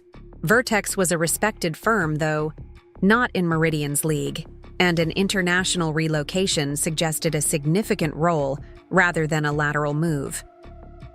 I see, I said carefully. May I ask what position? Head of Asia Pacific Analytics. It's a substantial step up from his role. Here, more autonomy. A team of analysts reporting to him, significantly better compensation. She paused. I'm calling because I'm concerned, Eliza. Based on our previous conversation, I limited his access to certain decision-making processes here. Vertex appears to have no such reservations. I understood her dilemma immediately. Professional courtesy. Suggested she should warn Vertex about the concerns that had led her to restrict Nathan's role at Artemis. But doing so after he had already secured the position and resigned from her firm could be interpreted as retaliation or interference, potentially exposing her to legal complications. That's a difficult position, I acknowledged. What are you considering? I've been trying to determine if I have an ethical obligation to contact Vertex, Vanessa said, her voice reflecting genuine concern. To warn them about the patterns we observed here. But I'm not sure what the appropriate professional boundary is in this situation. I considered her dilemma carefully. The corporate world had unwritten rules about these matters. The balance between providing honest references and avoiding potential defamation claims, between professional courtesy to industry peers and loyalty to former employees, even those departing under less than ideal circumstances. Has Nathan's performance at Artemis raised specific concerns? I asked, wanting to base my response on current information rather than past history. Nothing dramatic, Vanessa acknowledged. He's been technically proficient, delivers solid analysis within the parameters we've established. But there have been incidents, small attempts to exceed his authority, occasional omissions in reporting that seem calculated rather than accidental. Nothing that would justify termination, but enough to reinforce my initial decision to maintain strict oversight of his role. And now he's moving to a position with significantly less oversight, in a region where Vertex's executive leadership will have limited direct visibility into day-to-day operations. Exactly, Vanessa confirmed. The Singapore office operates with considerable autonomy. The head of Asia Pacific Analytics will have substantial influence over investment strategies for the entire region. I weighed my response carefully. My personal history with Nathan created obvious potential for bias, which Vanessa undoubtedly recognized. At the same time, my intimate knowledge of his patterns of behavior provided context that could be valuable in assessing risk. If I were in your position, I said finally, I would consider where your primary ethical obligation lies. Is it to a former employee who voluntarily resigned? To a competitor who presumably conducted their own due diligence? Or to the broader integrity of the financial ecosystem in which we all operate? Vanessa was silent for a moment, absorbing the framing of the question. When you put it that way, the answer seems clearer. The potential harm from remaining silent outweighs the professional awkwardness of speaking up. That would be my assessment. As well, I agreed. Though how you approach the conversation matters. Focusing on specific documented behaviors observed at Artemis, rather than speculation or historical concerns, would be both more ethical and more practically useful to Vertex. That's helpful perspective, Eliza. Thank you. She paused. I have to admit, I'm impressed by your objectivity given your history with Nathan. Many in your position would either refuse to engage or use the opportunity to undermine a former spouse without hesitation. Those approaches would serve no constructive purpose, I pointed out. My interest is in appropriate professional outcomes, not personal vendettas. After we ended the call, I sat quietly in my office, processing the implications of Nathan's career move. The position at Vertex represented a significant step back toward the level of authority and compensation he had enjoyed at Meridian. If he succeeded there, if he had indeed learned from his previous failures and could avoid the judgment errors that had led to his downfall, it would mark a substantial professional rehabilitation. Part of me hoped that was the case. Despite everything that had happened between us, I didn't wish for Nathan's permanent career destruction. The corporate world was full of executives who had stumbled, learned painful lessons, and returned to build more sustainable success with the wisdom gained from failure. Perhaps Nathan could become one of those redemption stories. But a more pragmatic part of me recognized the patterns Vanessa had described at Artemis, the small boundary tests, the calculated omissions, as warning signs that Nathan's fundamental approach remained unchanged. He was still looking for angles, for opportunities to exceed restrictions, for ways to advance his position through manipulation rather than merit. The specific behaviors were less flagrant than those that had led to his termination at Meridian, but the underlying mindset appeared to be intact. If that assessment was accurate, then his move to Vertex, to a position with greater autonomy, less direct oversight, in a region where corporate governance might be less stringent, created significant risk, not just for him personally, but for the firm that had hired him, and potentially for the broader market, depending on the scale of investments he would influence. I found myself in an unexpected ethical dilemma of my own. Did I have any obligation to add my perspective to Vanessa's warning to Vertex? My history with Nathan was more extensive, my understanding of his patterns more detailed, my experience of the consequences of his unchecked ambition more direct. Those insights might provide valuable context beyond what Vanessa could offer based on Nathan's year at Artemis. But the personal connection that made my perspective uniquely valuable also made it inherently suspect. Any warning from me could easily be dismissed as the vindictiveness of an ex-wife rather than the professional concern of an industry peer. It would likely do more harm than good, reinforcing Nathan's narrative that his career setbacks were the result of personal vendettas rather than his own ethical failures. In the end, I decided that Vanessa's warning would be sufficient. She could speak to specific, documented behaviors witnessed during Nathan's time at Artemis, free from the complicating factor of personal history. Whether Vertex heeded that warning was ultimately their decision, and their risk to accept or mitigate, as they saw fit.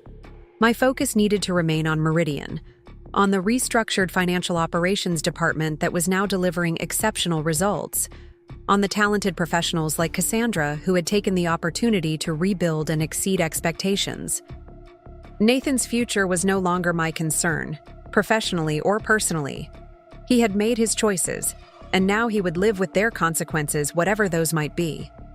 2 weeks later, I received a text message from Nathan, the first direct communication since our cafe meeting months earlier. Off to Singapore tomorrow. Fresh start, bigger role. You always said I had the skills for international leadership. Guess some things don't change. The message revealed so much about his mindset. The selective interpretation of past events, the focus on validation rather than accountability, the implicit assertion that his career trajectory was resuming its natural upward path after a temporary setback.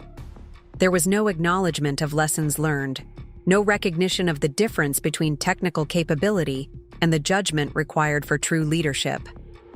I didn't respond. There was nothing to say that would serve any constructive purpose.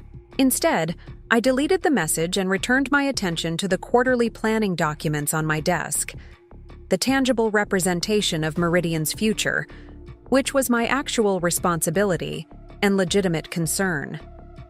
3 months passed with no further news about Nathan. I assumed he had settled into his role at Vertex's Singapore office, beginning whatever trajectory his capabilities and choices would create there. Meridian continued to thrive under the restructured organization, with The financial operations team delivering increasingly sophisticated analysis that guided our strategic decisions with remarkable precision. Cassandra's leadership of the Asian Markets Analytics Initiative had proven particularly valuable, her team identifying opportunities and risks that traditional models had missed. When Marcus recommended her for a performance-based bonus beyond the standard departmental allocation, I approved it without hesitation. Her rehabilitation within Meridian was now complete, her value to the organization firmly established on current merit rather than shadowed by past missteps. Then, on a Tuesday morning in early November, an unfamiliar number with a Singapore country code appeared on my phone. Against my better judgment, I answered. Eliza Walker. My voice was crisp, professional. Eliza, it's Nathan. His voice sounded strained, lacking the confident tone of his text message months earlier. I need to talk to you. It's important. I considered hanging up immediately, but found myself curious about what could prompt this call after months of silence. I'm listening. Not over the phone. This needs to be a face-to-face conversation. I'm flying back to the States tomorrow. Can we meet when I arrive? That's not possible, Nathan. Whatever you need to discuss, you can say it now or not at all. He was silent for a moment, then spoke in a voice that sounded uncharacteristically defeated. It's falling apart here. Eliza, the position, the opportunity, all of it. Vertex received some kind of warning from Artemis after I started. They've been watching me like hawks, questioning every recommendation, restricting my authority bit by bit. Now they're conducting a formal review of my department, bringing in external auditors, interviewing my team separately. It's like Meridian, all over again. I processed this information silently, unsurprised but curious about his purpose in sharing it. I'm sorry to hear that, but I don't see how this concerns me or why it requires a face-to-face meeting. Because I think you're behind it, he said, an edge of accusation entering his voice. First, Artemis limits my role based on a conversation with you. Then, Vertex starts restricting my authority after I'm barely settled in. It's too coincidental. You're following me, making sure I can't rebuild my career. I want to know why, what it will take for you to stop. The accusation was so detached from reality, so centered in his inability to recognize patterns in his own behavior, that for a moment I was speechless. When I finally responded, I kept my voice deliberately measured. Nathan, I haven't spoken to anyone at Vertex. Ever. I had one conversation with Vanessa Chen when you applied to Artemis, and another when she called to inform me you had resigned. She mentioned concerns about warning Vertex based on behaviors she had observed during your time there. That's the extent of my involvement. I don't believe you, he said flatly. This has your fingerprints all over it, the methodical dismantling, the professional isolation. It's exactly how you handled things at Meridian. What you're experiencing, I said carefully, is the natural consequence of your own choices and behaviors. If Vertex is conducting a review similar to what happened at Meridian, it's because they've observed similar patterns that raise similar concerns. That's not conspiracy, Nathan. It's cause and effect. That's bullshit, he snapped, his composure cracking further. I've been careful here, played by all the rules. There's no legitimate reason for this level of scrutiny. Someone has poisoned the well, and you're the only person with both the motivation and the influence to do it. I sighed, recognizing the futility of this conversation. Nathan was incapable of seeing his situation clearly, of recognizing that the common denominator in his repeated professional setbacks was his own behavior, not external sabotage. It was the same inability to accept accountability that had characterized his response to the discovery of his affair with Cassandra, to the audit findings at Meridian, to every consequence that had followed his choices. I'm ending this call. Nathan, I wish you luck with the Vertex review. If there's nothing to find, then you have nothing to worry about. Don't you dare hang up on me, he hissed. You owe me more than dismissal after what you've done to my career. Goodbye, Nathan. I ended the call despite his protest, then immediately blocked the number. Whatever crisis he was facing at Vertex was his to navigate, not mine to manage or mitigate. The tenuous thread of professional courtesy that had connected us since our divorce was now definitively severed. I didn't expect to hear from Nathan again after that conversation. His accusation that I was actively working to undermine his career at Vertex had crossed a line that couldn't be uncrossed, revealing a perspective so divorced from reality that further communication would serve no purpose. Whatever happened, with the Vertex review, whether he survived it professionally or faced another setback, I assumed he would process it through the same distorted lens that had characterized his understanding of previous consequences. So I was surprised when, 3 weeks later, Marcus knocked on my office door with an unusual request. "There's someone in reception asking to see you," he said, his expression conveying that this wasn't a typical business visitor. "He says his, name is Nathan Reynolds, that he's your ex-husband. Security has detained him because he's not on the approved visitor list, but he's insisting it's urgent and relates to company business. I told them I'd check with you directly before they escort him out." I stared at Marcus, momentarily speechless. Nathan had returned from Singapore and come directly to Meridian's offices. After our last conversation, after the accusations he had leveled. It was so unexpected, so contrary to professional norms, that I struggled to formulate an appropriate response. "Did he say what specific company business he wanted to discuss?" I asked finally. "Only that it involves potential risk to Meridian's Asian investments, and he needs to speak with you personally about it." Marcus hesitated. "Security," says he seems agitated, not threatening but definitely not composed. I considered the situation carefully.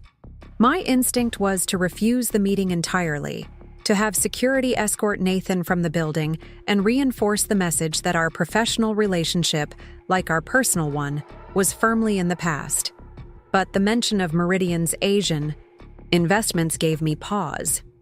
If there was even a small chance that Nathan had legitimate information about risks to our portfolio, professional responsibility dictated that I at least hear him out. "I'll see him," I decided, "but not alone and not in my office. Have security bring him to conference room C and stay posted outside. Would you be willing to join the meeting as a witness?" "Of course," Marcus agreed immediately. "Thank you. Give me 5 minutes to wrap up what I'm working on, then we'll head down together." After Marcus left, I took a moment to compose myself, to transition mentally from the surprise of Nathan's unexpected appearance to the professional focus needed for whatever conversation might follow. If this was a genuine attempt to share information relevant to Meridian's interests, I needed to be receptive despite our personal history. If it was something else, a pretext to confront me about his Vertex situation or to level more accusations, I needed to end the meeting quickly and definitively. 5 minutes later, Marcus and I walked together to conference room C, a small meeting space on the executive floor with glass walls that provided both privacy for conversation and visibility for security purposes. Nathan was already seated at the table, his appearance notably different from when I had last seen him at the cafe months earlier. He had lost more weight, and his normally immaculate grooming had given way to rumpled clothes and visible exhaustion. He looked up as we entered, his expression shifting from expectation to wariness when he saw Marcus accompanying me. "Thank you for agreeing to see me," he said, his voice steadier than his appearance would suggest, though I was hoping for a private conversation. "Marcus Way is our Director of Financial Operations," I said, taking a seat across from Nathan, while Marcus positioned himself at the end of the table. "If this concerns Meridian's Asian investments as you've indicated, his presence is appropriate and necessary." Nathan's jaw tightened momentarily before he nodded. "Fine. It's probably better to have a witness anyway." "A witness to what, exactly?" I asked, my concern rising at his phrasing. "You told security this was about potential risk to Meridian's investments. If you have relevant information, we're prepared to listen. If not, this meeting needs to end now. It is about investment risk, he confirmed, leaning forward slightly. But it's more complicated than that. It involves Vertex, Cassandra Monroe, and potentially serious financial exposure for Meridian. The mention of Cassandra caught me off guard. She had been leading our Asian markets analytics team with distinction for months now. Her work consistently exemplary and free from the ethical concerns that had characterized her earlier tenure at Meridian. Explain, I said, keeping my tone neutral despite my internal skepticism. Vertex is imploding, Nathan stated bluntly. The review I mentioned, when we spoke last month, it uncovered significant problems, not created by me but by the previous head of Asia-Pacific Analytics. Inflated projections, underreported risks, investments in ventures with questionable fundamentals. The entire regional portfolio is compromised. And how does this relate to Meridian or Cassandra Monroe? Marcus asked, his tone professional but skeptical. Because Meridian has been using Cassandra's analytics team to make investment decisions in those same markets, Nathan replied. And based on what Vertex has uncovered, the fundamental data that everyone in the sector has been working with is corrupted. Which means her analysis, however technically sound, is built on false premises. I exchanged a glance with Marcus, both of us processing this claim. If true, it would indeed represent significant risk to Meridian's Asian investment portfolio, but Nathan's credibility was highly questionable given our history and his current situation at Vertex. You're suggesting that market-wide data sources have been compromised? I clarified. Not just Vertex's internal analysis? Yes, Nathan confirmed. Regional economic indicators, growth projections for key sectors, regulatory risk assessments, all of it skewed by a network of consultants and officials providing falsified or selectively edited information. Vertex stumbled onto it because one of our major investments collapsed spectacularly despite stellar projections, triggering the review that uncovered the broader pattern. And you're sharing this with us because… Marcus left the question hanging. Nathan's expression hardened slightly. Because despite what Eliza thinks, I'm not without professional ethics. Meridian would be exposed to the same risks, potentially significant losses if the corrupted data has influenced your investment decisions. Whatever personal history exists between us, I wouldn't withhold information that could protect the company from serious financial harm. I studied Nathan carefully, trying to discern whether this was a genuine professional warning or an elaborate attempt to reestablish credibility, to position himself as ethically motivated despite his recent accusations. His manner seemed sincere, but I had learned through painful experience that Nathan's most convincing performances often concealed calculated self-interest. If what you're describing is accurate, it would impact the entire financial sector's approach to Asian markets, I noted. Why bring this specifically to Meridian rather than to regulatory authorities or industry associations? Because regulatory intervention takes time we don't have, Nathan replied, and because Meridian's exposure through Cassandra's analytics team is both significant and immediate. The data corruption isn't uniform across all sectors or markets. It's concentrated in specific areas that happen to align closely with Meridian's recent expansion focus. That claim caught my attention. Meridian had indeed been pursuing an aggressive expansion in precisely the sectors where we believed we had identified undervalued opportunities, assessments based largely on Cassandra's team's analysis. If that analysis was founded on corrupted data, the potential losses could be substantial. Do you have documentation of these claims? Marcus asked. Evidence that could be independently verified? I brought what I could access without raising flags at Vertex, Nathan said, reaching for a slim portfolio case beside his chair. He removed a flash drive and slid it across the table. The key findings from our internal review, along with source documentation tracing the data corruption patterns. It's enough to identify where Meridian's exposure would be highest based on publicly available information about your recent investments. I made no move to take the flash drive, studying it, as if it might contain more than just the data Nathan claimed. Why would you risk your position at Vertex by removing confidential documents? That seems like an unnecessary professional risk given your recent challenges. Nathan's expression shifted, a flicker of resignation crossing his features. My position at Vertex is already gone, Eliza. The review concluded last week. I was terminated, not because I had any role in the problems they uncovered, but because my judgment and assessment and reporting was deemed insufficient to identify critical inconsistencies in regional data sources. In other words, I should have caught the corruption earlier, regardless of the fact that it predated my arrival. The information landed heavily. Nathan had lost a second executive position in less than 2 years, a career setback that would be nearly impossible to overcome in the financial sector, where patterns of failure were scrutinized more heavily than isolated incidents. I'm sorry. To hear that, I said, and found that I meant it despite everything.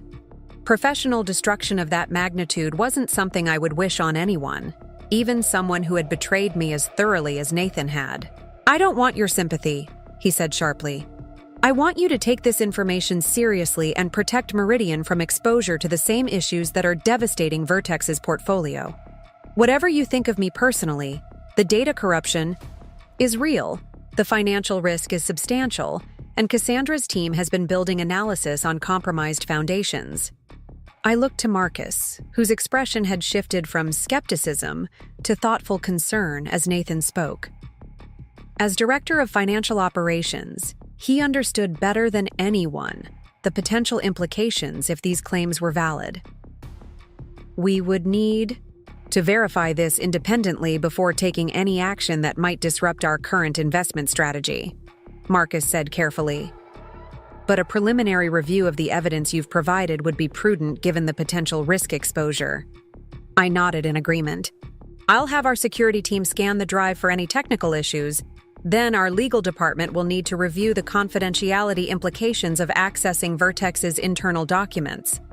Assuming those hurdles are cleared, we'll conduct an independent assessment of the information and its relevance to Meridian's positions. That will take too long, Nathan protested. The markets are already beginning to respond to the undercurrents of the corruption. Vertex is quietly liquidating positions to minimize losses before the full scope becomes public. Other firms are starting to notice the pattern and following suit. By the time you complete all those reviews, the opportunity to mitigate damage will be gone. Nevertheless, we will follow proper protocols, I stated firmly. Meridian doesn't make investment decisions based on unverified claims, regardless of their source or apparent urgency. Nathan stared at me for a long moment, frustration evident in his expression. Then something shifted in his demeanor, a resignation that seemed to settle over him like a physical weight. You think this is some kind of manipulation? He said, quietly. Some attempt to damage Cassandra or regain position, or I don't even know what you think my angle might be. But there isn't one, Eliza. Not this time. I'm trying to do the right thing professionally, to prevent unnecessary losses based on information I have and you need. That's all. The sincerity in his voice gave me pause. This wasn't the calculated charm he had deployed during our marriage, nor the defensive posturing of our post-divorce encounters. It was something rawer, more direct, the voice of someone with nothing left to lose and no energy remaining for strategic positioning. I don't assume manipulation, I clarified, softening my tone slightly. I assume appropriate professional caution when dealing with potentially market-moving information from any source. We will review what you've provided, Nathan. If it proves substantive, we will take appropriate action to protect Meridian's interests. That's the most I can offer. He nodded slowly, accepting the limitations of my response. Fair enough. That's all I can ask for. He stood, gathering his portfolio case. My contact information is included with the files. I'm flying back to Singapore tomorrow to finalize my departure from Vertex. but I can be reached by email if your team has questions during their review." "You're returning to Singapore despite being terminated?" Marcus asked, surprise evident in his voice. "I have obligations to fulfill, exit interviews to complete, an apartment to clear out," Nathan explained. "And frankly, there's nothing waiting for me here. My career in this sector is effectively over after 2 high-profile terminations in less than 2 years. Once I've tied up loose ends at Vertex, I'll need to consider options outside traditional finance." The defeat in his voice was palpable, a stark contrast to the ambitious, confident executive who had once navigated Meridian's corporate landscape with such assured precision. For all his flaws, Nathan had been genuinely talented, his analytical mind and strategic vision real assets when properly directed. Seeing that potential squandered through his own poor judgment was, I realized, somewhat tragic, regardless of our personal history. "I appreciate you bringing this information to our attention," I said as he moved toward the door.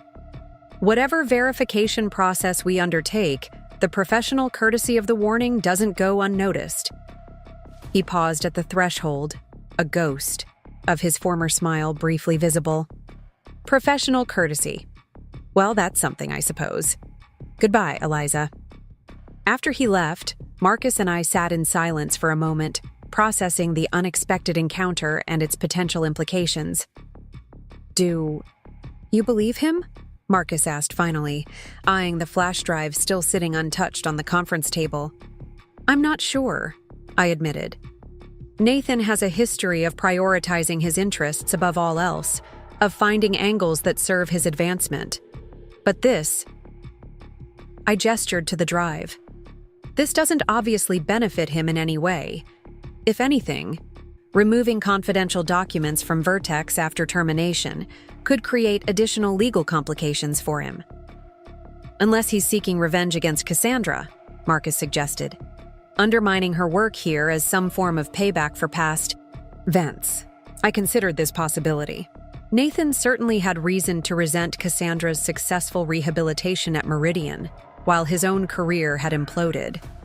But would he go to these lengths, take these risks, merely for revenge against a former mistress? It seemed disproportionate, even for someone with Nathan's capacity for grievance. "We need to verify the information independently," I decided. "Route the drive through security and legal as discussed, then assemble a small team, excluding Cassandra and her direct reports for now, to assess whether the claimed data corruption would indeed impact our Asian market positions. Until we determine the validity of these claims, this conversation and Nathan's visit remain confidential." "Agreed," Marcus said, carefully picking up the flash drive. "I'll oversee the process personally and report directly to you with preliminary findings. If there's substance to his claims, we'll need to develop a mitigation strategy quickly." As Marcus left with the drive, I remained seated in the conference room, contemplating the implications of Nathan's unexpected appearance and warnings. If his claims proved accurate, Meridian faced potential significant losses. If they were exaggerated or manipulated, we would have expended valuable resources on unnecessary verification and potentially damaged the credibility of Cassandra's highly effective analytics team. The professional stakes were clear and substantial, but beneath those immediate concerns, I found myself reflecting on the personal dimensions of the situation, the complex web of relationships, betrayals, consequences, and potential redemptions that had led to this moment. Nathan, once ascending rapidly through Meridian's leadership ranks with Cassandra as his ambitious partner in both professional advancement and personal betrayal, was now effectively finished in the financial sector. Cassandra, who had accepted responsibility and rebuilt her career through demonstrated merit, now led the very team whose work Nathan was calling into question. And I sat at the intersection of these narratives, responsible for determining whether Nathan's warning represented genuine professional ethics reasserting themselves after years of compromise, or one final attempt to influence outcomes in his favor regardless of the collateral damage. The irony that the final assessment of Nathan's credibility should fall to me, the wife he had betrayed, the colleague he had undermined, the executive who had watched his ethical failures unfold at close range, was not lost on me. Whatever his motivation, Nathan's warning demanded thorough investigation. If data corruption had indeed compromised Meridian's investment strategy, in Asian markets, we needed to identify the exposure and mitigate potential losses immediately. The personal history between the key players in this unfolding situation was irrelevant compared to the fiduciary responsibility we all shared to protect Meridian's interests and shareholder value. With that clarity of purpose, I returned to my office to begin preparations for whatever might emerge from the verification process. Personal complications aside, professional obligations remained paramount. Meridian's future, and by extension, the livelihoods of hundreds of employees, including Cassandra, depended on clear-eyed assessment of risk, regardless of its messenger or the complex history that had brought us to this point. Nathan's warning proved accurate. Our team verified the data corruption within days, finding it targeted precisely the sectors where we had made significant investments. We immediately liquidated vulnerable positions, avoiding over $200 million in potential losses. When I informed Cassandra about the corrupted data sources her team had unknowingly used, she responded with immediate accountability rather than excuses. "My team should have caught this," she said, already planning enhanced verification protocols. Her focus on solutions rather than blame reinforced why she had been able to rebuild her career so successfully. When I revealed that Nathan had been the source of the warning, she went still. "Nathan warned you? Why would he protect Meridian? Protect me?" "I don't know with certainty," I admitted. But despite his ethical lapses elsewhere, in this instance, he chose integrity over indifference. Cassandra's team reconstructed the analytics models with verified data, implementing safeguards against similar vulnerabilities. Meanwhile, I occasionally wondered about Nathan's situation after 2 career-ending terminations. 6 months later, Vanessa Chen called with surprising news. Nathan Reynolds has applied for a position in our corporate mailroom. Entry-level, minimum wage. He said he needed to rebuild from the ground up. I struggled to reconcile the ambitious executive I had known with someone accepting such a dramatic step down. His technical skills were never in question, I told Vanessa. Only his judgment. A position with no decision-making authority might be exactly the fresh start he needs. 3 weeks later, my assistant interrupted a meeting.